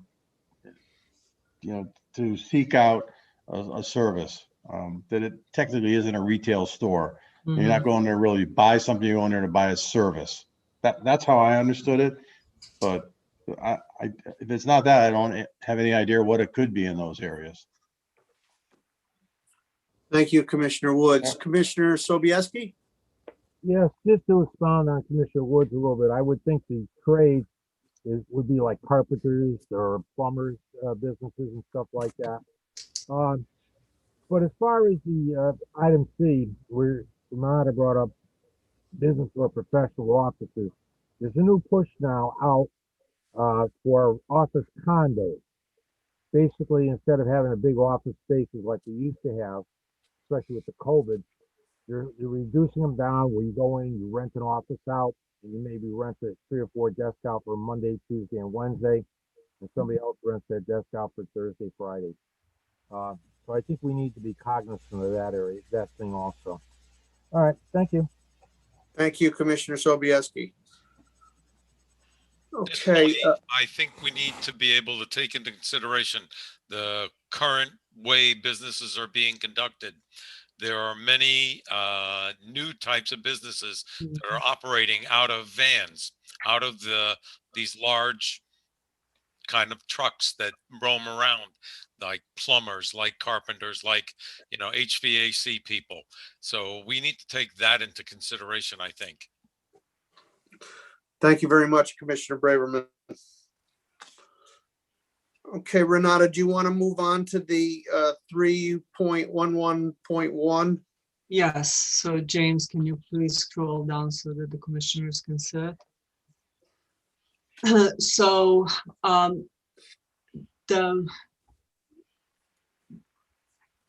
I think some of these uses that are there, places of assembly for recreation, health clubs, dance studios, some of those could really be permitted as of right by my staff.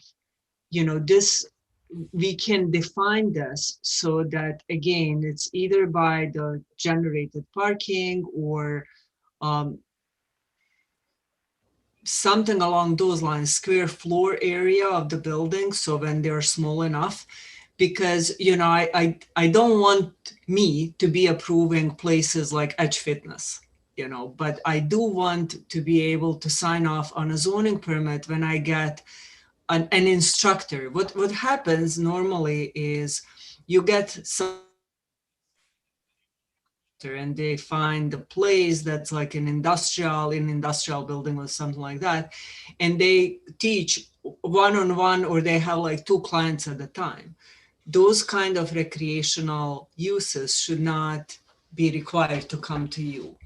So that's, I guess, what I'm saying here. If you have a little dance studio and you teach 5 girls at a time, it should be okay for us on the staff level to pay for that. They will generate, I don't know, 3 parking spaces, 10 parking spaces. So I'd like you to think about that and give me like some kind of sense as if you would be okay with something like that. Yeah, I'm okay with it. If you, I think that some of these businesses can be by right. There's no reason to have a special exception for them. I don't have a problem with that. If next time you want to come in and you want to choose the ones that you think are appropriate, and then the ones that you think that we might have concerns with, we'll keep under a special exception. Any other commissioners have any comments concerning 3.11.1? Okay, so we can give Renata direction, please.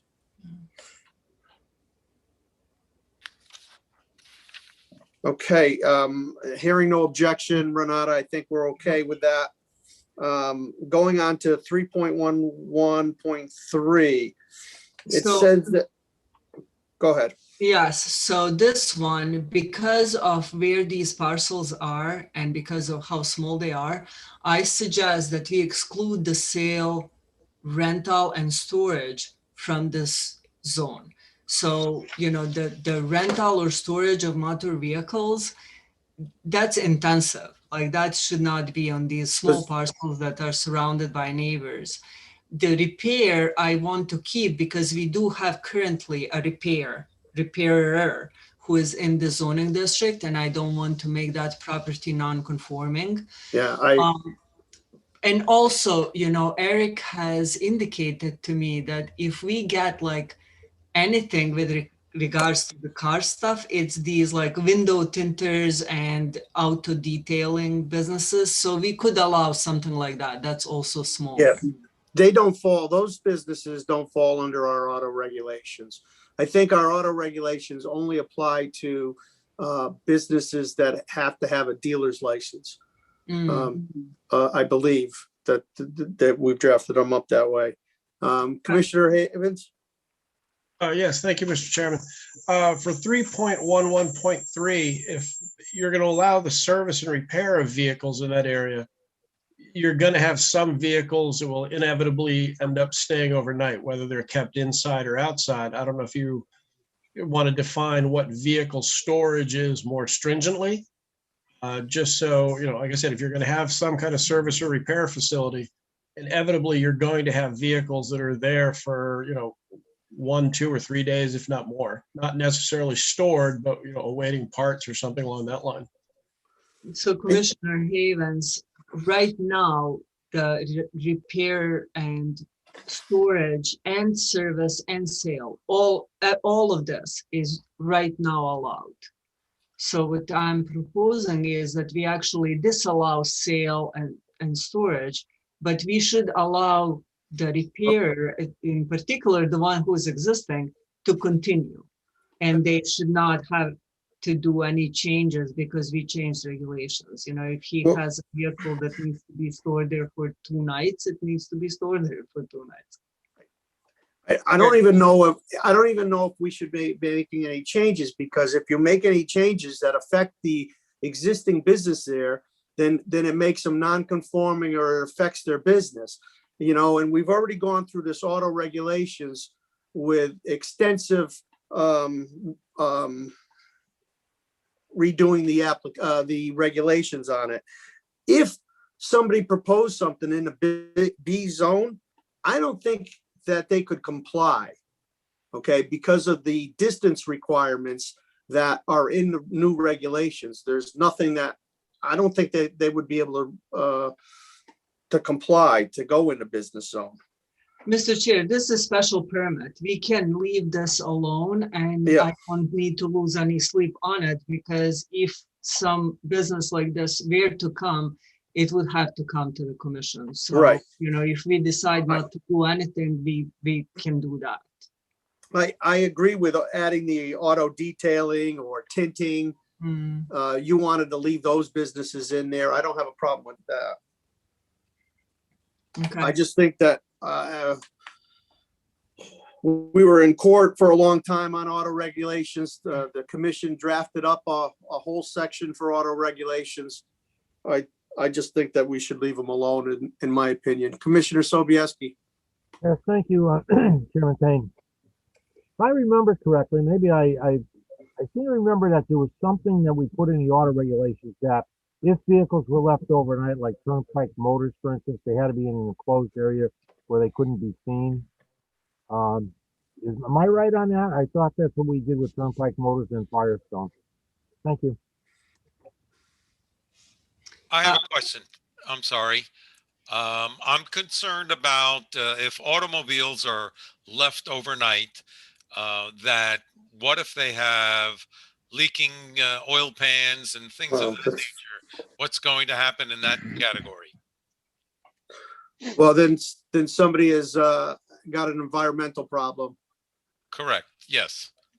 Is there anybody monitoring that in the regulations? So going forward, Mr. Braverman, if a new repairman, if a new auto repair business were to seek to locate in this zoning district, they would have to come to you for the approval. And then at that time, we can talk about like what they're doing overnight, how they're storing, all that. What I was concerned with was to remove that use altogether as an allowed use from the zoning district, because I know that there is currently a business that does that. Okay, So I don't want to make them non-conforming. But like Chair said, we can leave this section 311.3 alone and not really, do anything with it. It's still okay because it still requires you to act on any new business. Yep. okay. Thank you, Renata. Commissioner Woods? Yes, so let me just make sure I'm not muted. No, I'm not. So in section 3.11.4, if I'm reading this correct, you want to eliminate services like equipment such as printers, dry cleaners, and the like.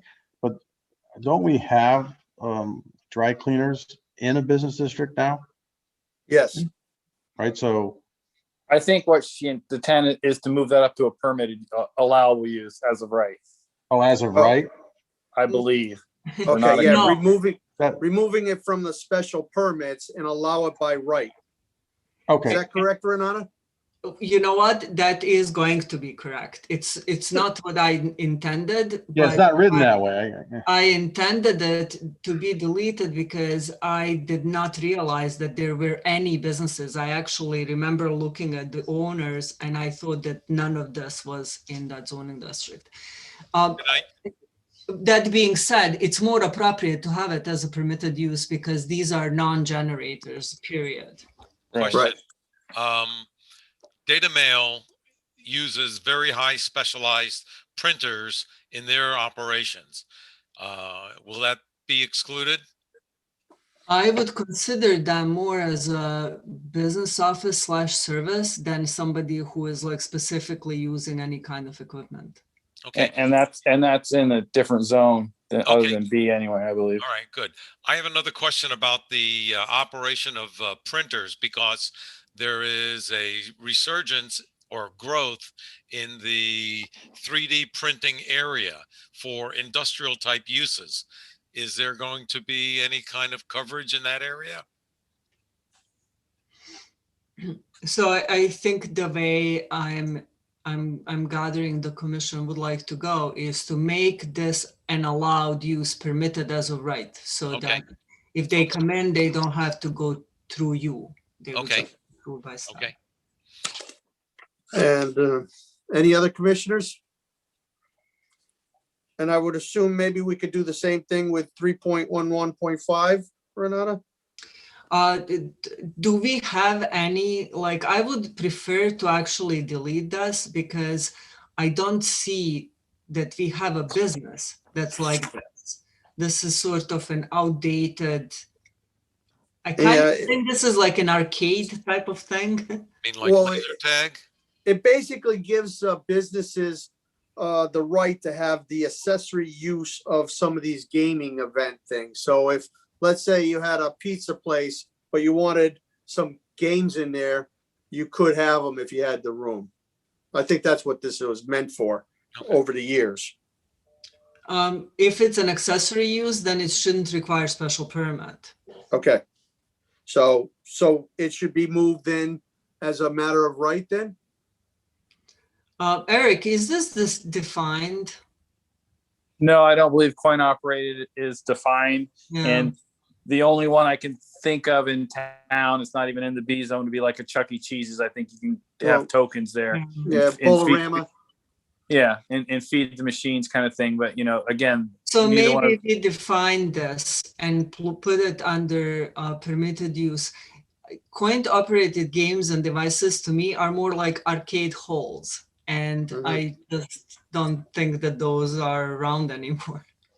Right, but probably like at some bars today, you have video poker and stuff like that, you know? Right. Okay. Any other commissioners have any comments?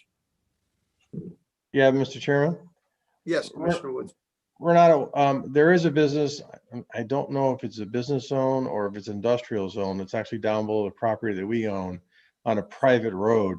But they service and sell vending machines, you know? So would this be affected by that? No? They service vending machines? Yes. Yes. No, they're like some kind of mechanic repair person. It's like, Okay. how is that different than repairing typewriters? Yeah, and I agree with you, but I just wanted to make sure, sometimes when we do these things, we box ourselves accidentally into a corner. Very good. Thank you, Commissioner Woods. Commissioner Sobieski, do you have anything? Yeah, just a quick question. I thought there was some type of arcade set up down at the old Consumers, or New Britain Sales down there out in Twin Cities. I thought they came before us about 5 years ago or so, where the guy was going to have some type of gaming operation in there. I couldn't remember what it was. Yeah, you're right. It was a gaming facility. They played games. I think we treated it as a retail. Okay. See, that's kind of where I was going with this too. This coin operator thing, like if Chuck E. Cheese has a component where kids play inside, like that's a restaurant. It's really not anything separate from there.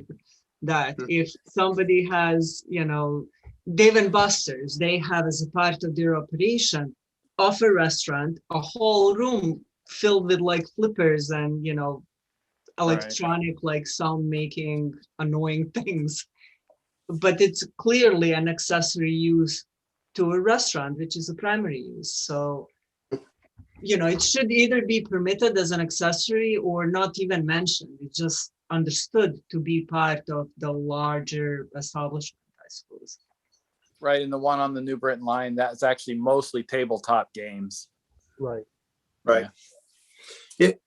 Renata, if you think that you need to, you can delete this and then whatever ones we have, it's part of their businesses and you don't have a problem with that, then that's okay with me. And we can go from there. Is there anything else on B zones, Renata, that you'd like to talk about? Restaurants. So restaurants, again, you know, we can you give me some idea? I mean, I'll come with a draft to you, and if I'm completely off, please tell me. You know, I'm not shy to go left or right with this, but I'm thinking we should tie the restaurants to either a gross floor area of a restaurant or number of patrons or parking spaces. Parking spaces tend to be tellers of how many people are in the restaurant, period. So I would think that perhaps, you know, we can do a restaurant that is 50 patrons can be permitted by town planner. And it also, if it has like 4 tables or 20 patrons outside, that all can be signed off by us. Anything bigger than that has to go to the commission. I don't have a problem with that. Commissioner Woods?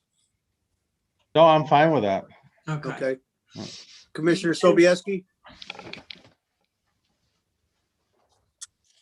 No, I'm okay with it. I just was curious. So, Renata, when you do your review of the outside seating, do you also review the safety areas for cars so you don't drive into these things? I know you probably do. I'm just curious. That's all. So that's why I created. I have these guidelines for outdoor dining, which talks about, you know, how you space, like what kind of outdoor sinks or cleaning equipment you have to have. It is on the plan, so I have to look at it, and you know, we need to make sure that you're not seating your people right in a drive aisle. But yeah, definitely will be reviewed. Yeah, and the fire marshal also reviews the specs on the tents and everything else. So, and if they're going to be using any kind of heating or anything, the building looks at it. So it gets a pretty good review for that outdoor dining. No, I just want to make sure we got all our bases covered. That's all. I mean, I see the way several of these places are set up, and I think they're great. I know they're either using Jersey barrier or they're using the concrete block, which gives their patrons protection against somebody flying into the parking lot. So other than that, I have no real big issue with this, as long as we set some reasonable standard as to how many people we can have outside. That's all. Thank you, Commissioner Sobieski. Commissioner Lenars, do you have anything concerning this area? I know you have a business in the B zone. Do you have any problems with some of these changes that are being proposed? No, not at all. I think they're all good changes. They're all changes as far as the commission is concerned. It kind of lightens up some of the stuff that would have to come before us. I mean, our staff and administration is so good at what they do. I'm so comfortable having some of the stuff not come to them and come to us, but directly to them. And if it's something at any point that they don't feel comfortable with, they could always turn it over to us by some of the special exceptions that we consider. Very good. Thank you, Commissioner Lenars. Commissioner Gill, did you have a question or a comment? Yeah, just maybe a comment.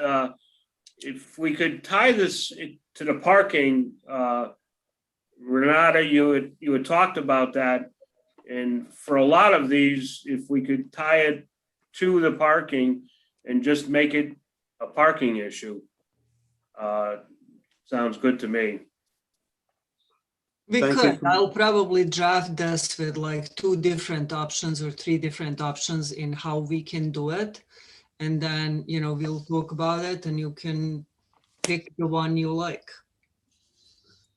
Thank you, Renata. And then the Commissioner- last one that I wanted to mention is the Yeah, food one truck. second, Renata. Commissioner Woods, did you have a comment or a question? Actually, I had my hand up about the parking spaces. I think that is the best way to do it. I agree with Commissioner Gill, and Renata had already mentioned it. And Renata, I think we should leave it up to you to bring it back to us and make a suggestion of what you're comfortable with. And then we can see if we also agree with that or want to increase it or decrease it. But I think that will just make it easier and cleaner, right? It just, the number of parking spots triggers it, whether it comes to us or goes to you. Thank you, Very Mr. good. Chairman. Thank you, Commissioner Woods. Renata, go right ahead and finish, please.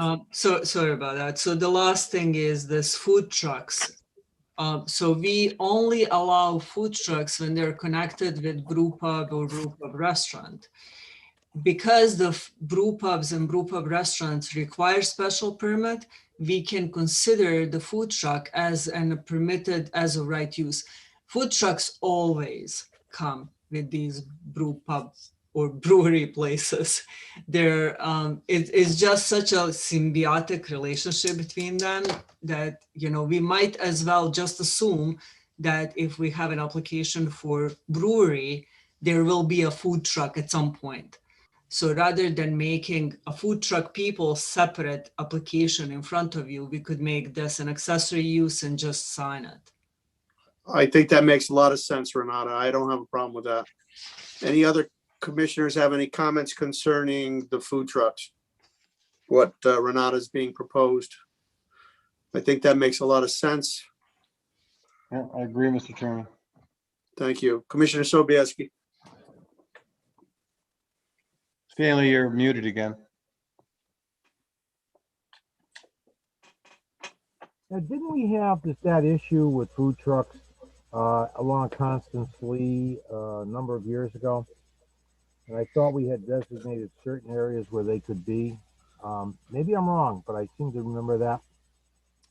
I can speak to that. Yes, there is a designated like 5 or 6 spots in town that food trucks are allowed. They have to go through a permitting process through PD and zoning. It's very restrictive. Just so we're all clear. I can review that map tomorrow with Renata. Maybe we can present it to you guys at a future meeting if you want to look at that. Well, Eric, what I was looking at was, or I was thinking is, why should we have 2 different levels, I guess, so to speak? Whatever, maybe if the staff is going to approve food trucks and for whatever brew pubs or whatever, maybe they should also have the ability to approve food vendor trucks on the side of the road. That's all I'm saying. And so just for clarification, as a part of this regulation amendment, this applies to food trucks that are allowed in connection with the brew pub. The other food trucks, and probably the ones you had issues with before, are the ones that park in a public right-of-way. Right. Zoning jurisdiction ends at the private property line. We do not have authority to regulate things in the street. So that's why at some point, I believe the town probably assigned 5 parcels that are town properties where any food truck can go, associated with brewery or not. Yeah, you're correct, Renata. Yes. Very good. Any other commissioners' comments? Okay, I think Renata's got enough information to move forward on this. And if there's no objection, we'll move on to the next thing, petitions for public hearing scheduling. I believe Renata's going to schedule these in 2 weeks. I'm not sure if she has anything that you would like to talk about. Yes, some are in 2 weeks and some are after. So if you look at petition under letters C and D, that is the car wash on a Fen Road. I am struggling to get the information that we need in order to review plans. So we have them tentatively for the hearing on the 12th. I'm not sure if they'll make it though. Okay. So just Nope. disclosure. Yes. You guys have jumped over the rest of your old business. You're still having 12-21 petition as well as 1321 for discussion. Thank you very much. I'll go right back to it. Thank you, James. You're welcome. Renata, you want to finish up? No, that's it. Okay, so I understand. So you'll have a couple of these on and the other 2, you're waiting for more information. Yes. Okay, so next thing on the agenda is to finish the old business. We have petition 12-21. If I could have a Commissioner Lenars, would you read that petition? Absolutely. Motion. Petition 12-21, modification of special permit, section 5.2.7 at 80 Fen Road, Square Peg Pizzeria LLC, applicant John Matt, contact. Approve. Move to approve the modification of special permit 13-18 to allow expansion of food service at the above referenced location. Reasons for approval. The proposed activity meets the special permit criteria in section 6.6.4 and 5.2.6 of Newington zoning regulations. Very good. Motion made. Do I have a second? Commissioner Sobieski seconding. And a second from Commissioner Sobieski. Any comments, questions, concerns? I think this is an excellent thing to add to our businesses there for Montana X. I think it's going to help their business, and I think it's going to help the general public in the community. All those that are in favor? Aye. Aye. Any opposed? Anyone opposed? Motion carries unanimously. Congratulations. And the next thing on our agenda would be petition 13-21. Commissioner Havens, if you could read that. Certainly, Mr. Chairman. Petition 13-21, zoning regulations for outdoor dining, sections 3.11.6, 3.15.3. Temporarily authorize the town planner to approve outdoor dining at existing restaurants. Newington TBZ applicant.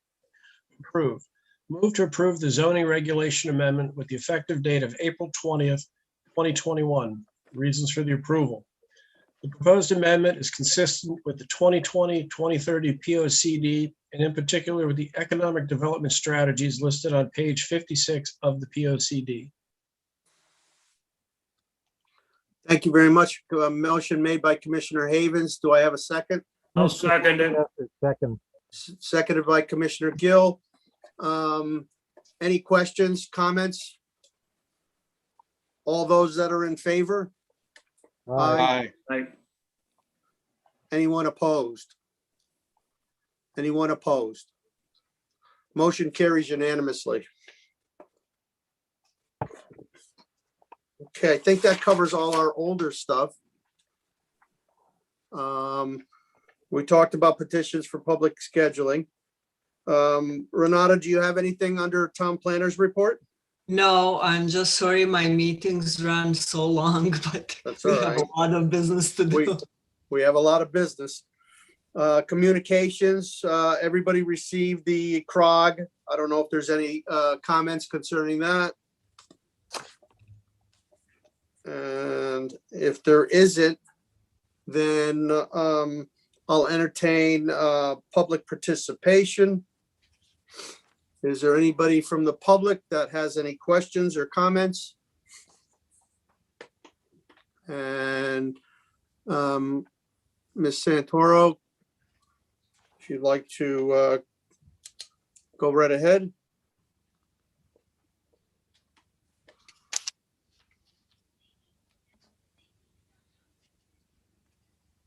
I am attempting to unmute her. Okay.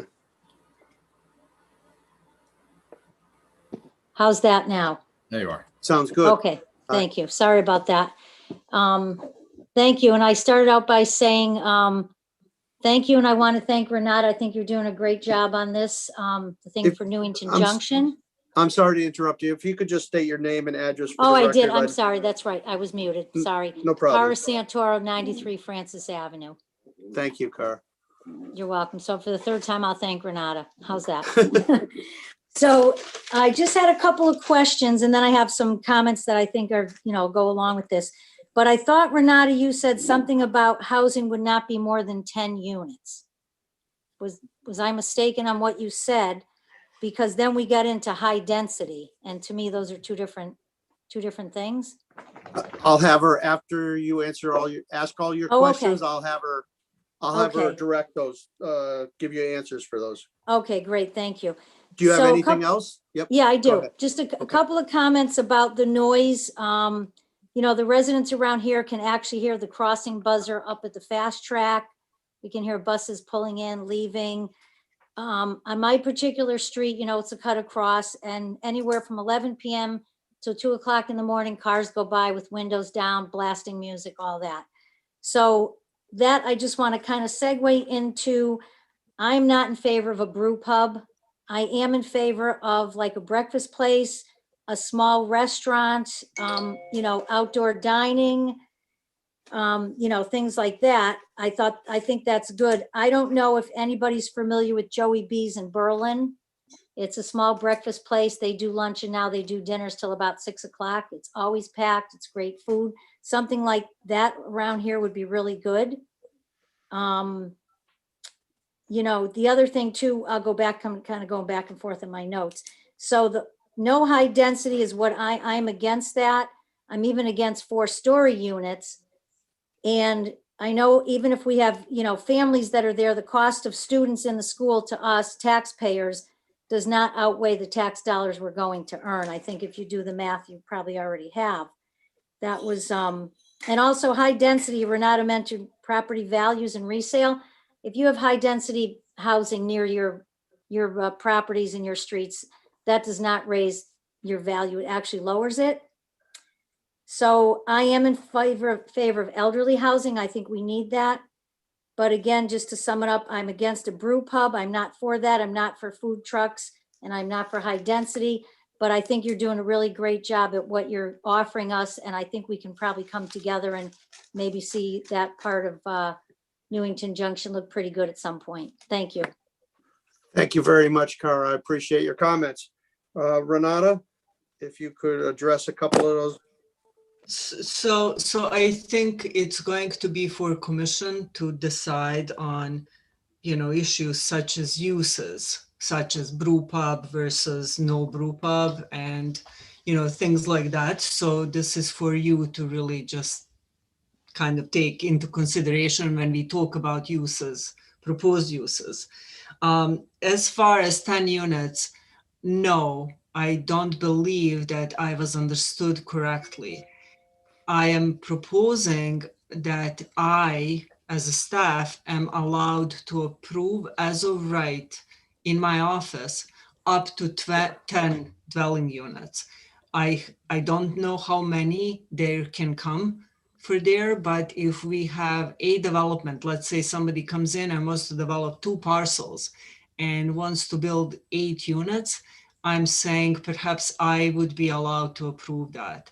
Somebody after that can come and propose 8 more next door, and altogether it can end up in 50s, 50 unit that are added like that. But the general idea is that probably there would be more than 10. Thank you very much, Renata. Is there anybody else, any other public that would like to make any comments? Nobody else looks like they have raised their hand to speak, Mr. Chairman. Thank you very much. Any remarks from commissioners?